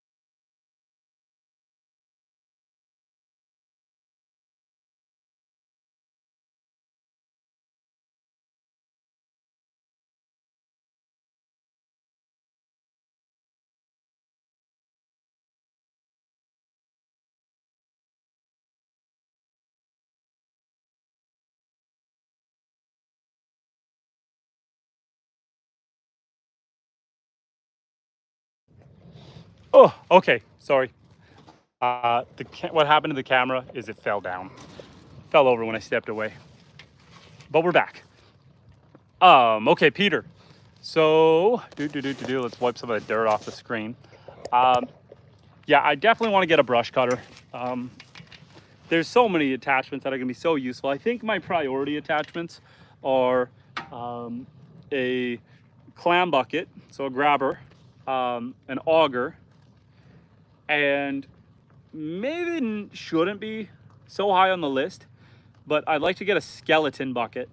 So that's a bucket that's hollow, maybe metal mesh, and that's basically for combing the beach. The south end of my property has a big, beautiful beach, and I've slowly been cutting the trees back away from the beach to give myself more beach, but you're always getting driftwood, you're getting seaweed, you're getting just all sorts of debris up on the beach. So if I could just go through with the skid steer, put the bucket in as I drive and just scoop all that up in one quick and easy pass, and just keep that beach all just beautiful, nice sand. That sounds pretty dang nice. The brusher is definitely going to be needed, but I think I could wait a little bit on the brusher, because right now I'm just cutting everything with a chainsaw, and then when I drag the big trees out, it pretty well brushes all the low-lying stuff anyway, because all of that low stuff just gets trampled and ripped out of the ground as you're dragging big trees anyway. So I think the brusher will be important down the road, but maybe not as important as some of the other stuff like a grabber bucket. Does that make sense? Otherwise, we got some fire going, and my boy, it is 9:20 p.m. I know. Go to sleep, my boy. Don't sleep standing. You gotta go in your bed. Maximus, I won't be able to do a fire tomorrow with you if you don't go to sleep. Because if you wake up cranky, I can't do a fire with you, and I want to do the really big, scary fire. I'm not gonna be cranky. You're gonna be cranky. You need sleep. I'm not gonna be cranky. Can you fish? I'm gonna be honest with you, Nathan. If I go fishing right now, the mosquitoes are gonna carry me away. We are right about at sundown. And so I don't think I'll get more than 5-10 minutes of fishing before I get eaten alive by mosquitoes. And I'm not feeling like getting eaten alive, but maybe next live stream we can do a fishing live stream. I gotta go over my fishing gear and find it, because where did we take our fishing rods that we brought them all somewhere? Oh, to Papa's camp. Yeah, I haven't. Yeah, my fishing rod's somewhere in the garage. It's probably tangled up. I want to get all that sorted out, and then we can do a fishing live stream. Yeah, maybe we can actually take the boat out on the water. Take you guys with me for a little cruise.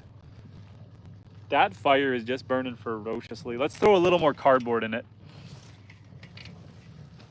Where did I put my gloves down? Ba-dum-bum. Where did I put my gloves? Do you see them, Max? Did I put them in the skid steer? Probably not.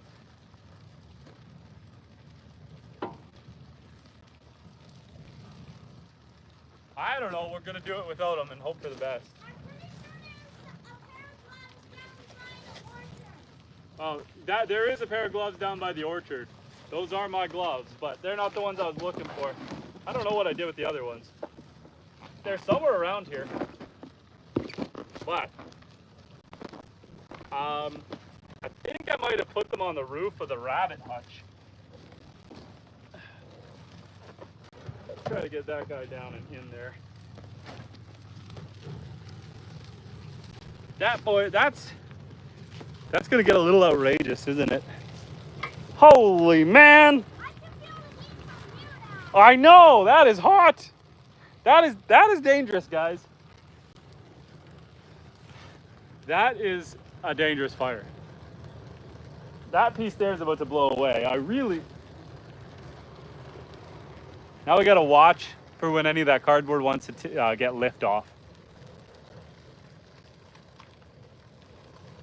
There we go. You're gonna fall on the ground, aren't you?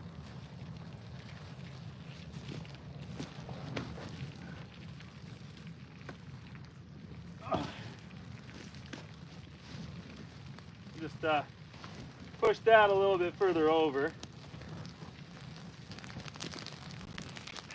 Safety first, friends. I've got a bucket of water just behind the camera, so I'm not too worried about it. Plus, it's on the gravel. The reason I'm doing the fire right here is because this is underneath this little bit of grass is actually part of my driveway, and so it's not very flammable there. We'll let that burn. We'll let that burn down for a second. And you should get in the skid steer and drive a bit. How much is diesel in your neck of woods now? We're around $1.40, $1.50 a liter, all taxes in. That's Canadian. About $1.50 a liter Canadian. Time for some s'mores now. I would agree, except there's used engine oil and some diesel in there. and that'd be some pretty toxic s'mores. That burn barrel's looking spicy. Just keep an eye on it, and I'll just make sure it doesn't get out of control here.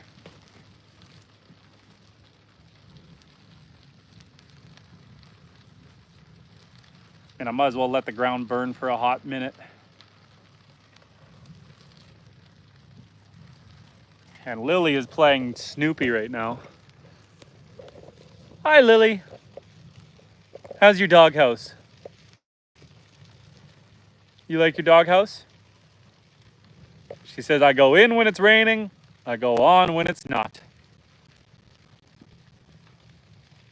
Oh yes, Lily. And then there's a little face hiding in the background there. Maximus, it's time to go to sleep, bud. You gotta go to sleep, my boy. I know that the fire is exciting, and I love you. But it is sleep time. What do I need to bribe you with?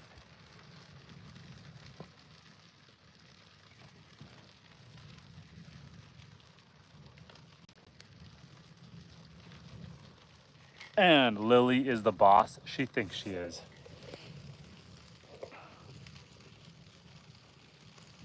Hi, Lily. Maximus, I will give you $2 if you go to sleep.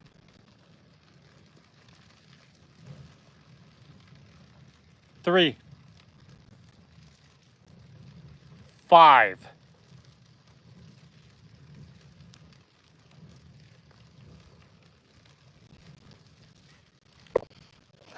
I can't give him candy. That'll keep him awake. Ah, Maximus, you gotta close your window. That's how you earn the money. You gotta close the window and go to sleep. You're gonna get mosquitoes in there, remember? Y'all be putting fingers in holes in the screen. You gotta close the window so that the bugs don't get in. Then you can go to sleep.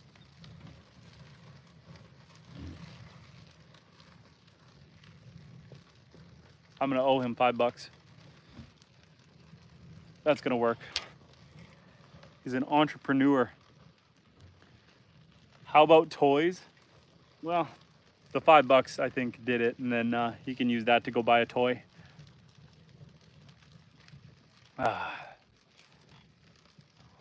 Yup.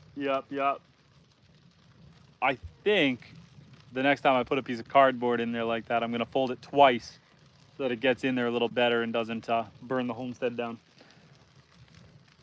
And Lily is like, you owe me some serious dog treats. I was feeding her some fresh salmon. I thought she'd gobble that up. She normally loves salmon, but it's just sitting there.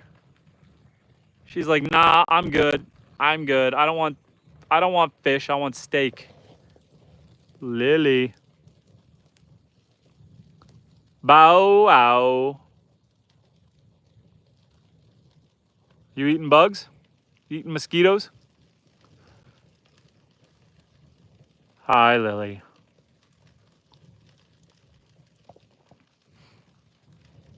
You hear something in the forest? You keep looking that way. You gotta smile. You also look hot, but your water's full. Oh, Lily. We're planning to breed her with an Anatolian Shepherd next year. She'll be 3 years old. And then we'll keep some of the puppies for around the homestead. Probably just the females. Francis says, how long have you been off grid for, if you don't mind me asking? We're getting close to 2 years. And Nathan asks, are you going to live stream tomorrow? There's a good chance that at some point I will be live streaming tomorrow.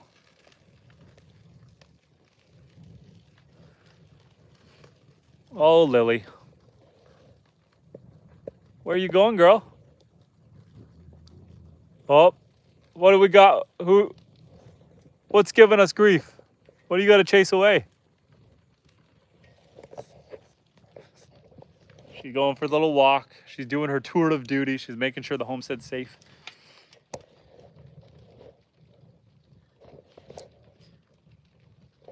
There we go. Trying to get this to not fall over. And Lily needs a man. That's what she's thinking. She's like my daughter. She don't need a man.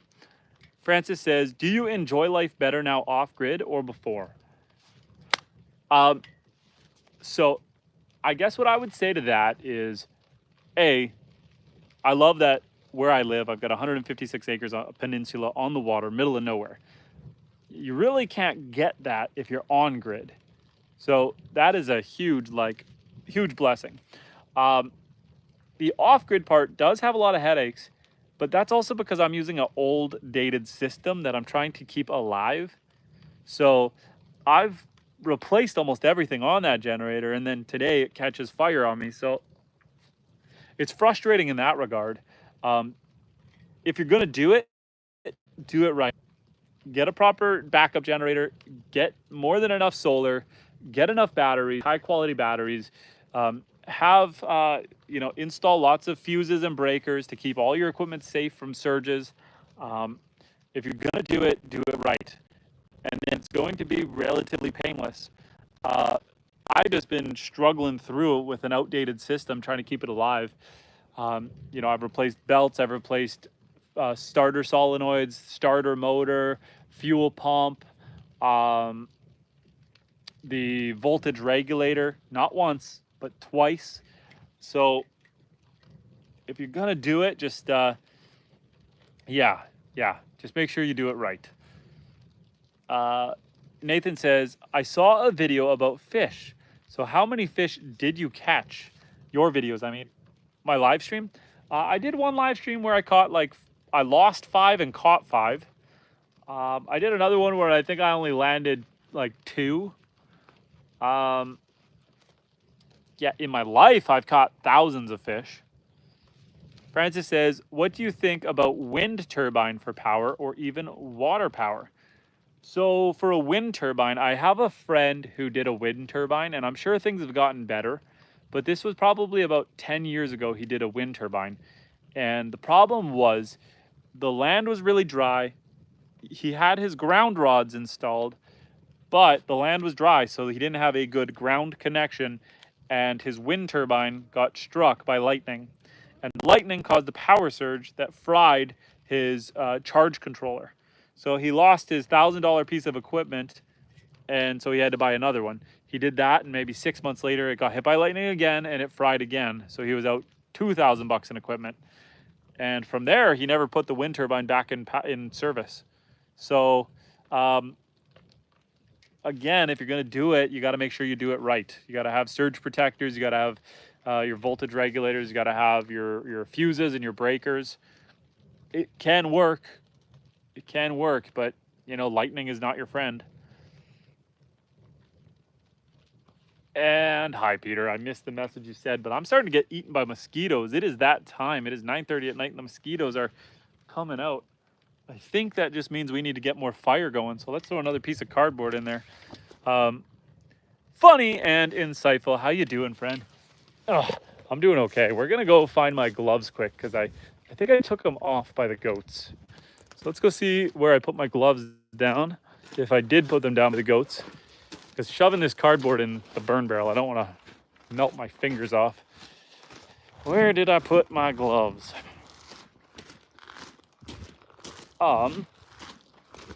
Ba-bum-bum.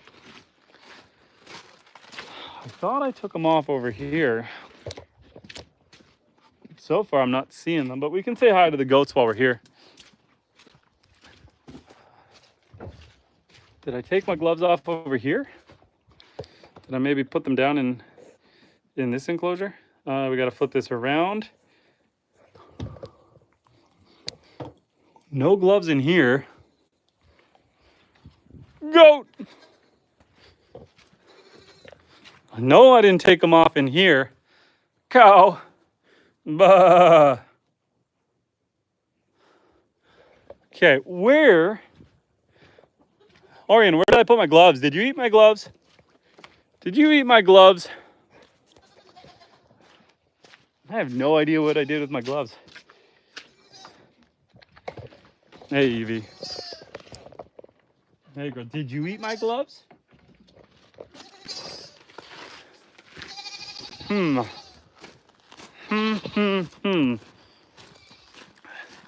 Okay, 1 second. I'm just trying to walk around. I don't see the gloves lying around anywhere. I have no idea what I did with them, so I think we're just gonna deal with it without gloves and hope for the best here. Ooh, we got some bug spray. That's a game changer. Let's put some bug spray on. Ugh.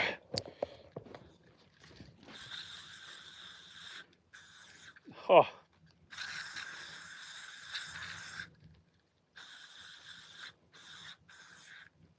Okay. Now maybe we can survive a little longer out here. No idea where the gloves are, but we're just gonna go for it. When the sun comes up, I'll find the gloves. And let me read you guys. Okay. I'm going to KO. You're gonna knock out. You're gonna go to sleep. Is that what you're saying? Let me read some chat before we throw the cardboard in there. What are you doing with the tractor? Any news on fixing the transmission yet? Peter, you pay attention. Transmission's still down. I still got to fix the transmission. As soon as I fix the transmission, I'm going to list it for sale. So once I get it running smooth and good, then we're going to sell it. I probably won't get more than 4,000 Canadian for it, but that's okay. That's okay. If I can get back what I paid, then we're happy. The mosquitoes are still around me. How many mosquitoes beat you? I'm getting eaten alive. And I picked up some shifts on the weekends. Good for you, Freshly Wild. So have an awesome night. You take care. Have a good night. I hope you have wonderful dreams, friend. And Lily is hiding your gloves. She probably did. She probably did grab them. That's definitely a Lily move. Yeah, I don't see them anywhere.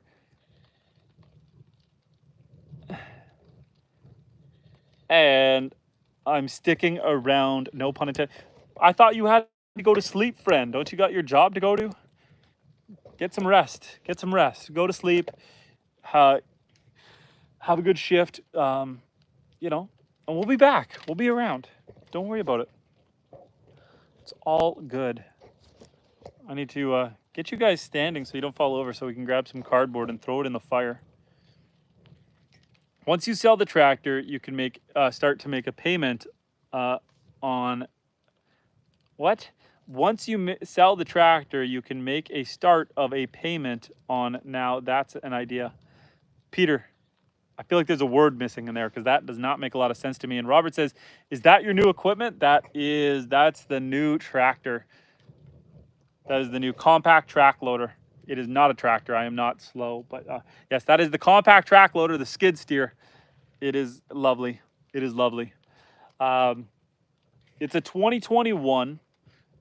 It's a Gale RT 105. So it's got 3,000 pound lift capacity. It's only 4 feet wide, so it's a small to mid-size unit, really good for working around the homestead. Lifting 3,000 pounds is all I really need it to be able to lift, because at the heaviest thing I seem to lift is around 2,000 pounds, which is a tote of hog's feed. It seems to be about the heaviest thing I'm lifting right now. Otherwise, you know, it's a good machine. Has no issues that I found so far. Topped up all the fluids, gave it a grease, and yeah. Everything seems good so far. Peter says, on one of the implements on a track steer, I mean, yeah, that money will be spent faster than I get it. I'm sure. I'm sure. Speaking of making money, this is definitely not something we normally talk about, but there is a stock that you guys should be watching on the stock market. If you're Canadian, it's XRPP.to. I don't know a lot about it other than the American Federal Reserve is buying into crypto, but it has to be backed by secure coins. XRP is one of the companies, Ripple is one of the companies that is already set up for secure coins. I bought a bunch of that stock today, and I made a bunch of money on it. So, and my investment banker buddy says that it's primed to pop off even further. A couple days ago, it was trading at $10 a share. Today at its peak, it was like $13.50. I think it ended at $12.80, and that's a couple bucks in per share in a couple days. So it's one to watch if you're trading. Not normally something we talk about, but it was a good one. So I figure why not say it. And Robert says, "Good luck with it, man. Bitcoin and most stable coins are doing well." Yes, my Bitcoin finally went above my buy price. So I bought it really high recently. So I sold my Bitcoin at 161 Canadian. Um, I only had a fraction of it, and I actually traded that for XRP because I'm going deep on XRP. So I figured why not. And Nesloy Kim says hello from Russia. Hello, we are in northern Canada.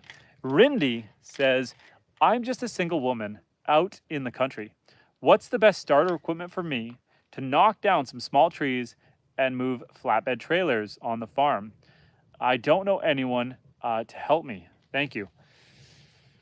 So the best machine to knock down trees and drag a trailer, arguably a used tractor. So I just bought the skid steer.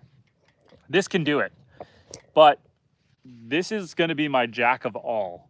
I do have a farm tractor as well. So if you got like a Kubota little front end loader, just a small little front end loader Kubota, you could put a ball hitch on it. You could chainsaw down trees or use an axe, and then you could drag them out of the bush with that. You can get one used. Where are you from? Are you in Canada or the States, Rindy?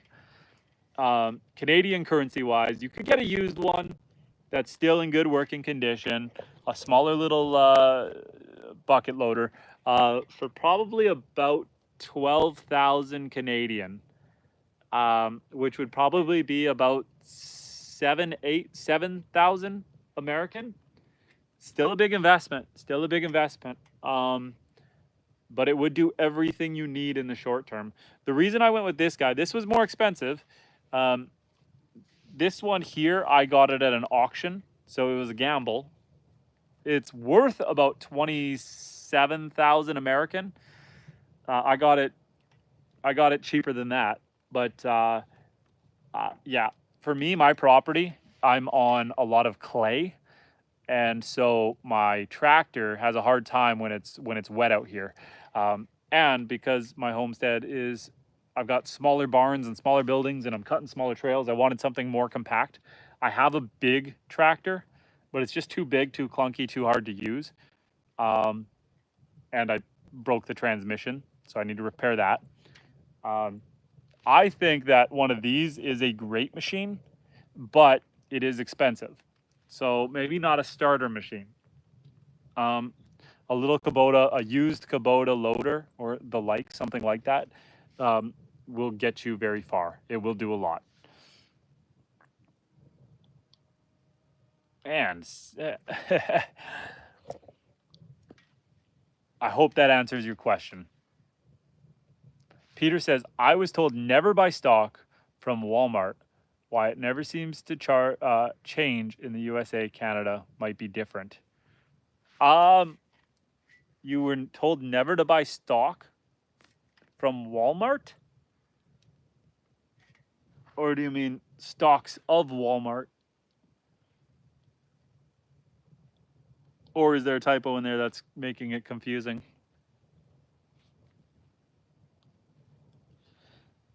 Okay, we're gonna break some of that cardboard up, and we're gonna shove it in there because we need some fire and some heat to drive off these mosquitoes.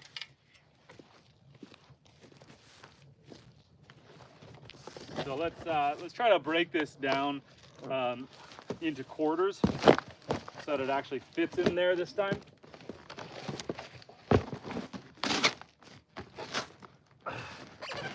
Okay, I think that'll fit in the barrel mostly. And don't have a good stick around here to stir that up. Maybe I should go grab one.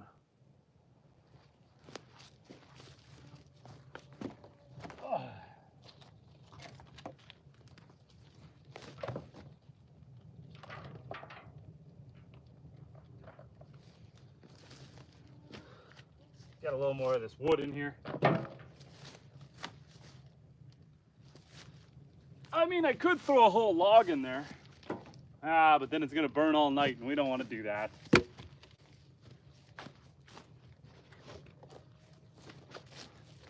Got another piece in there.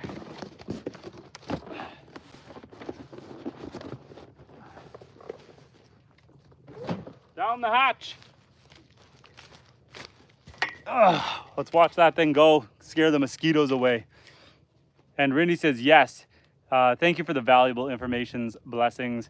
And Peter says, either way, if I was you, I would get stock from the largest chainsaw company like Echo, Stihl, or even Husqvarna, just because the amount of chainsaws I'm gonna go through over my time here is gonna increase their stock value. And fire! Oh, and mosquitoes. Fire and mosquitoes. I think we're gonna get closer to it to try to drive the mosquitoes away. And try not to catch ourselves on fire. Oh. There we go.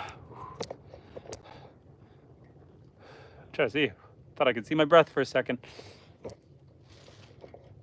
And Randy says, how do you get the top off of those barrels? I have two from VP Racing Fuels. I use a zip disc. I use a grinder. So the circular disc, I use a grinder, cut all the way around the outer edge. And then what I do is I actually take some flathead pliers and I bend the rim down all the way around. Maybe sometimes I'll give it a couple little cuts around the top and I bend it down and then I take a hammer and I tap it all the way around, because that edge, that is hot. That edge gets really sharp. And so I bend it over so that nobody cuts themselves. And then I just take that same grinder and I put some slits like this across all the way around. And that's gonna allow some airflow and that's gonna get your fire even hotter, and then makes it burn faster. And then what I do, this one I didn't do it. This one I burn my used engine oil and stuff like that in it. So I don't have any holes in the bottom of it. But if you're not gonna be burning any oil in it and it's just for brush and wood and cardboard and stuff like that, drill some holes in the bottom of the barrel. That way, and when it rains, the water is just gonna exit out of it and you're not gonna have to deal with having to dump the water out every time. Peter says, how far is your church? My church from where I am is like an hour and 20 minutes. So what we do is we make it like a whole day event. We go to the church, we do church, and then we go out for brunch or for supper with our church community. And that way it's not like we're driving an hour, having an hour of church, and then driving home an hour. That way it turns it into kind of a half day event to just get together with friends. And AJ Total, is this fire legal? Yes, it is legal where I am because I'm in the middle of nowhere. Don't do this in your backyard in a city. Robert says, have you considered investing in gold or silver? Gold is doing really well right now. I think I have some holdings in my invested portfolio, but not on my personal managed portfolio. Right now, I'm just going really hard on XRP. 10 Senpai says, should I beg for mod? I don't know. Should you? Are you going to? Robert says, please fill it with water before you start grinding on a gas barrel. Robert, that's a good point. If it was VP race fuel, you should maybe try to flush it first. You know, or wear fire retardant coveralls, because when you go up in flames, that won't feel very good.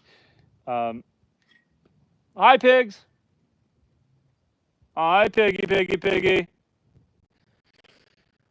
You guys want to go take a quick look at the pigs? I see one of them out and about. Okay, 10 Senpai. Here is the rules on moderator.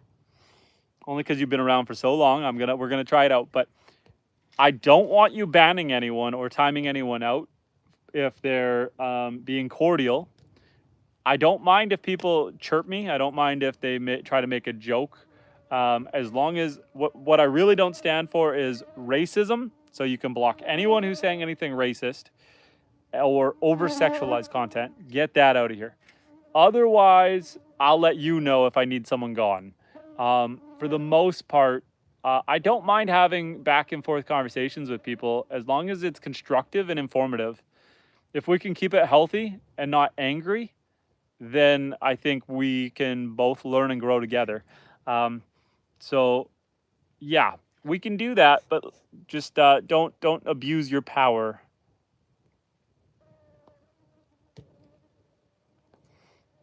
And Robert says, I've not experienced it personally, but I've seen gas barrels and tanks explode from residual fumes. I've had them pop and bang on me. I've never had an issue with one exploding on me while I've cut it. And I have cut a lot of them, but not race fuel. So that is definitely going to be more vaporous. You know, you're talking 110 octane race gas, 112 octane, maybe even 120 octane fuel. So yes, definitely vent it out, and it's probably a good idea to slosh around some water and dump that. Make sure it's aired out. Take that cap off, maybe leave it for a couple days with no lid on it. That way any vapors are just going to go right out of there. That should probably do it good enough. If you leave it with the lid off for a couple days and then just give it a quick little splash, you should be good to go.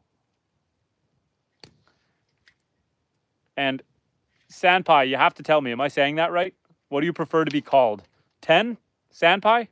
Or YouTube? What am I calling you, friend?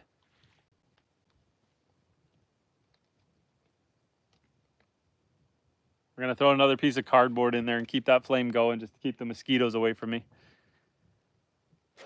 Do I have the, I think, yeah, I do have the light on. And let's make sure the brightness is, let's crank the brightness. There we go. Now I'm a little more visible. Peter says, do you have any outside lights, or is that your next idea? I do have some outside lights, but they're a higher wattage, so they're very bright, more like a floodlight, and they burn a lot of electricity. So the higher the wattage, the more electricity you're going to burn. So I generally don't put them on unless I need to. You know, if the generator's running, I'll turn the lights on because I've got more power than I can use. But like I said, my generator caught fire today, so I don't want to turn it on until I service it. I don't even know if it will turn on. I did flush the oil on it, but I didn't go through it and repair the wires that were burnt. So I got to do some work to it.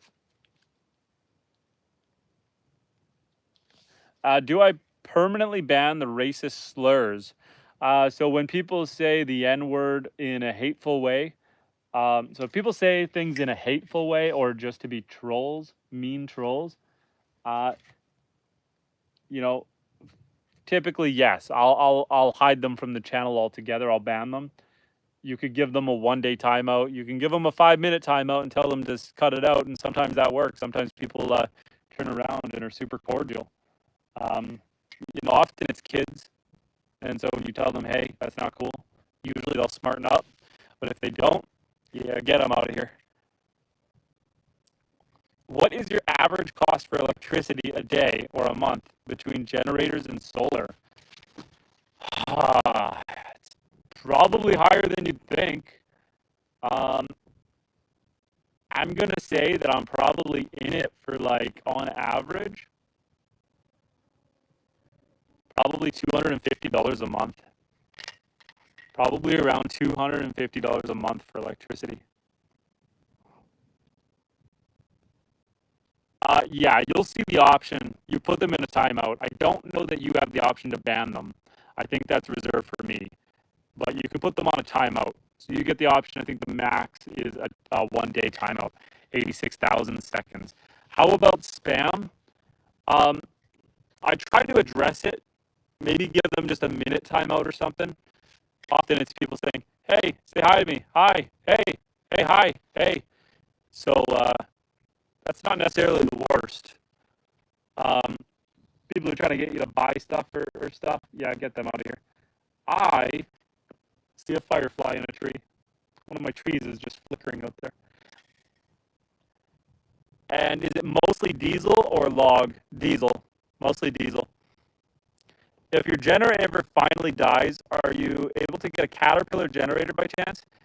Can you get Caterpillar hearts as well as a generator just in case your generator goes out because it's old? What do you mean by Caterpillar hearts as well as a generator? Caterpillar hearts. LPG as in liquid propane gas. Yeah, mine is diesel. My thoughts are on the generator is I'm going to keep an eye for sales, and if I see a good sale on even just like a 10,000 watt gas generator, I might pick that up to have as a backup or a spare. I don't want to go big on the generator because I don't know where I want my final generator to go. I plan to build another house on this property in a few years, at which point I'm going to probably fully redo my entire solar setup so that it can power both houses. But I just don't know where that's going to be. I don't know if I'm going to build the other house over here, over there, the back end of the property. I don't know where I'm going to put it. And so I don't want to spend too much money on a big generator. If in a couple of years I'm going to want it somewhere else. Can I get Caterpillar parts? Yes. Yeah, I can order anything online. The closest town to me has like a Napa and stuff like that. So I can get parts in. Shouldn't be a problem. But yeah, I will definitely go with a modern generator with self-start and self-stop and all the bells and whistles for the next one. But I think I want to wait to go that deep until I know where my next house is going to go. Once I've decided where the next house goes, then we can consider it. Robert says, I have an old farm truck that runs on LPG or gas. It's pretty easy conversion. At work, I have a forklift it's just a toggle switch between gas and propane. Although, honestly, I only ever use it in gas mode. We're going to go for a little walk. Just a quick little walk here because I want to put my strollers away. My wife, we had the garage open wide and she pulled out her strollers and stuff just because when there was the fire in there, all the smoke, we didn't want to, get everything covered in smoke. So everything came out, and I left the door open all night here, but I got to close it up. I'm sure it's aired out by now. Wasim, good morning, friend. It is nighttime here. We are on the opposite half of the world, but it's good to see you again. Welcome back. Oh boy, what is going on? Why are we so gray?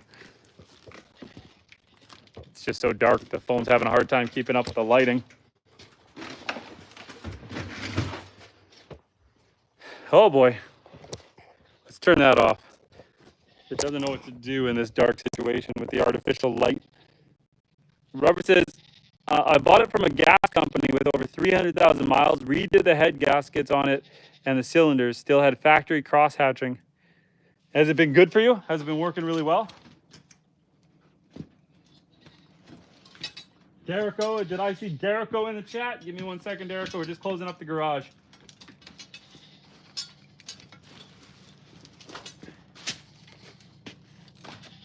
I think these can stay out.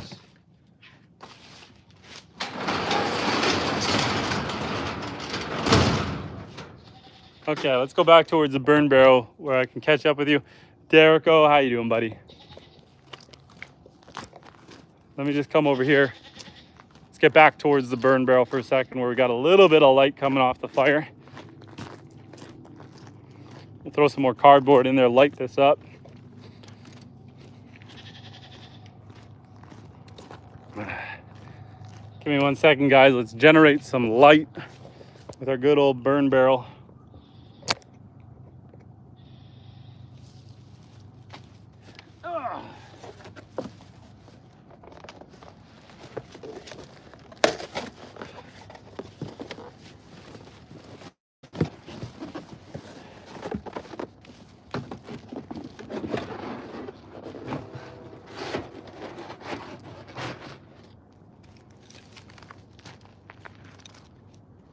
Gonna generate a little bit of light here. Then we can catch up with the chat. Throw a little more cardboard and stuff in there. Ugh.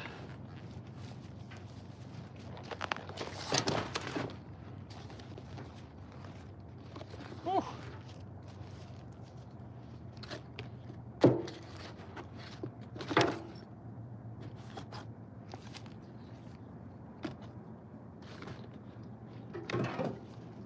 Okay, that should catch in a second.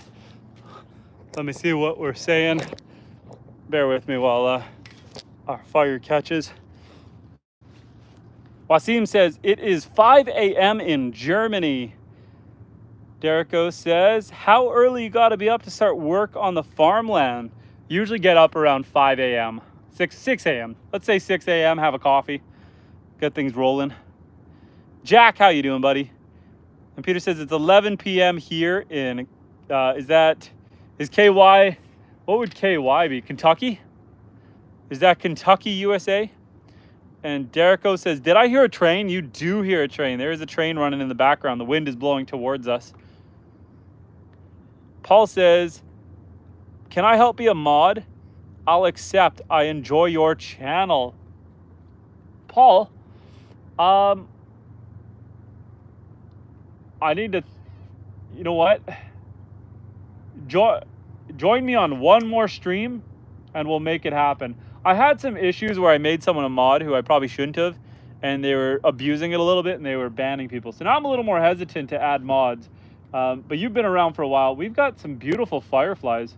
You won't be able to see them here, so I'm not going to try to chase them around. But fireflies, they flash a light. They have some sort of fluorescent glow on their body. I doubt I'll be able to show you. Maybe. I don't know if it'll show up on camera though. Let's see if I can zoom in and find it. It's kind of hard to see it because it's flying. No, I don't think I can see it at all. Anyway, there's some fireflies, which is lovely. But Paul, let's have a conversation on one more live stream. Let's build a little bit more of a relationship, and then we can make that happen. There's some fire. There we go. Derico says, always called them lightning bugs. I think I called them lightning bugs as a kid as well. Now I call them fireflies. You know, 10,000 fireflies. That song, Fireflies. And yes, Kentucky. Okay, we got it right. And Paul says, sure, I have the bell on for your lives. And Derico says, West Virginia. I love that we have a diverse crowd out here. She's pretty dark out here right now, but we're lighting up the compact track loader. She's looking pretty behind the fire. She's got a nice orange glow to her. The one and only Nicole. You're my favorite transgender YouTuber. How you doing, Nicole? And Blake says, LFG, let's go. And Robert says, do you have anything in the incubator still? So, okay, Robert, I did my first batch of 41 duck eggs. And unfortunately, what happened is the what would you call it? The thermostat on the incubator was faulty, and it cooked them. It went way too hot, and it stopped them from being able to grow. And so we lost that 41 duck eggs. And so we got another 41. 10 of those weren't viable. They weren't fertilized. And then we ended up with 15 viable chicks. They are 1 week away from hatching, and they all look fantastic. I replaced the controller on the incubator, so I put a brand new one in there. I put a second monitor in there that beeps if it goes over temperature, which it hasn't. It's been good, but we're monitoring it really closely. And so far, so good. It looks like we're going to end up having about 14 or 15 successful hatches. One more week. So that'll put us up to 30 ducks in total. Derico says, have you ever tried making your own wine or beer? I haven't. My father-in-law does. I don't drink, so I don't have much incentive to make my own wine. You know what I thought about doing though is, well, okay, I didn't think about doing it because again, I don't drink, but I harvest birch water every year. Birch water is birch sap. You basically tap a birch tree like a maple tree. And if you let that ferment, you can actually make a birch water beer. And I thought that would be really cool, but I haven't done it because I don't drink beer. So yeah. Blake says, fires are fun. They are. Wasim says, I always watch your stream before bed and before uni. Thanks, Wasim. I appreciate that. I do not know Alpha Kenny. I do not know that. It sounds like if I say it all together, I'm going to get in trouble. So I'm not going to say it all together. But the one and only Nicole, I do not know Alpha. Robert says, I hope it works out this time for you. I got 11 viable turkey eggs, about another week off still. We're going to have a hatching party, Robert. We're both about a week off. We can celebrate together. And Derico says, can you eat duck eggs? Absolutely, but you probably don't want to eat the ones that are 3 weeks fertilized. I believe in China. Is it China or is it the Philippines? It might be the Philippines. They will incubate a duck egg for like 18 days and then cook it and eat it with the baby embryo duck in there. It's like a delicacy. It's a special dish. It's wild. It is not for me.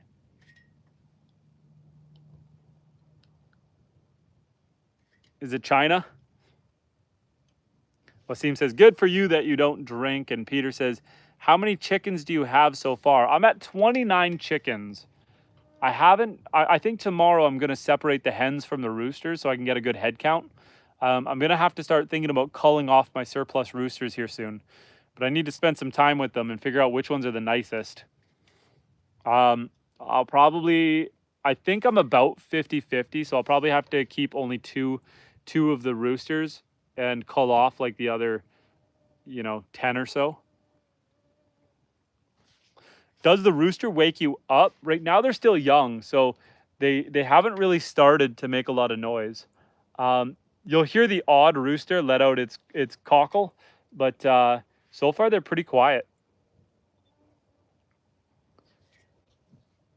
And Robert says, I prefer the duck out of the shell. Duck meat is really good. It's fantastic. No complaints there.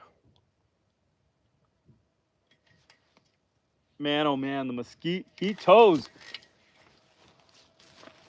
The mosquitoes want to eat us, guys. Oh. Throw a little bit more cardboard in the burn barrel. Get a little more flame back in there.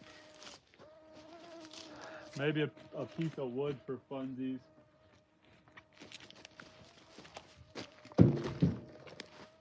Get some of these branches off the ground.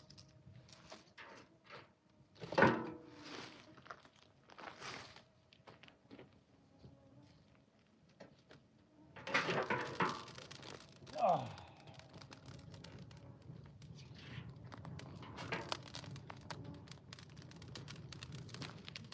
There will still be embers in the bottom of this tomorrow. The longest I kept a burn barrel going continuously for was about 5 days. I would just walk by it, throw a log in it, and it would just keep burning for about 5 days. We are like pitch black out here right now.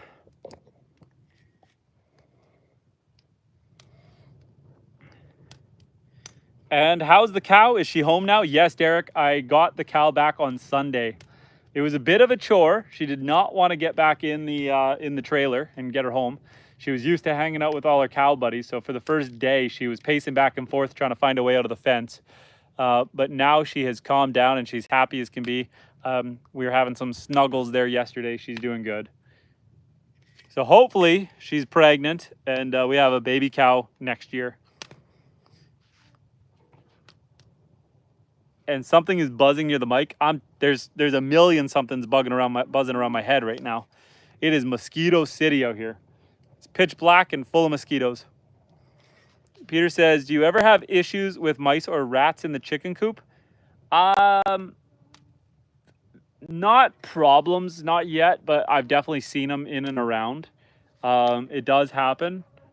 Um, I've got their food in a garbage can with plumbing fittings, elbows in there. So anyway, you fill up the garbage can and you put the elbows in there so that the food doesn't spill out, but the ducks and chickens can still put their head in and get the food out. So the mice and stuff do want to go over there because they can get the food. I've seen the mice down by the rabbits. I mean, it's part of having a farm. They definitely exist. We got snakes, so they try to eat the mice and stuff as well. They haven't gone after the eggs yet, so it is what it is. And what time is it here? It is 10:11 p.m. 10:11. Do you have some sheep? No sheep, just the goats. We thought about doing sheep. We were going to be gifted some sheep, but we decided against it for now. It's tough, eh? You don't want to overgrow too fast and take on too much at once. Although I keep saying yes to animals and I keep growing faster than we want to, but yeah, we don't have any sheep yet. We're thinking about doing maybe donkeys next. And snakes will take care of the rats and mice. What kind of snakes? We have garter snakes and some king snakes. But some of the garter snakes get big. Like I've had some 5-6 foot garter snakes out here. Like these are some big snakes. And Robert says, my barn cat caught a rat snake the other day from the coop. I just let it go off in the woods. That's awesome. A rat snake's dangerous. I watched a video the other day of a guy getting bit by a rat snake. He didn't seem to mind too much. Oh man, the mosquitoes are everywhere, guys. Paul says, wow. Yeah, I've got a YouTube short where I show off one of like the 5-foot snakes. They're big snakes, I'm telling you. But you know what, friends? I appreciate you guys. You guys are all fantastic. And I always enjoy our conversations. But I'm about to get liftoff here. These mosquitoes are going to carry me away. So I am going to end this live stream. We are going to put the live stream away, get ready for bed, and we'll get back to the grind tomorrow. I appreciate you guys. Last chance for any questions because I see Wasim asking a question there. What is your favorite food? What is my favorite food? I mean, it all depends, man. Depends on the day, but like nothing really beats a nice fresh steak right from the homestead. Eat my own cow. There's something really satisfying about that, especially because he was mean to me. But I could always go for some good gnocchi. Some good gnocchi with a nice meat sauce. There's nothing wrong with that. If I had to give one answer and only one answer, it's going to be my grandma's breaded pork cutlets. That's only because grandma's no longer alive, so I can't get grandma's pork cutlets anymore. And so it'll always hold a special place in my heart. Have a good night, friends. Take care. We will chat again next time. I appreciate you guys. Everyone, have a good night.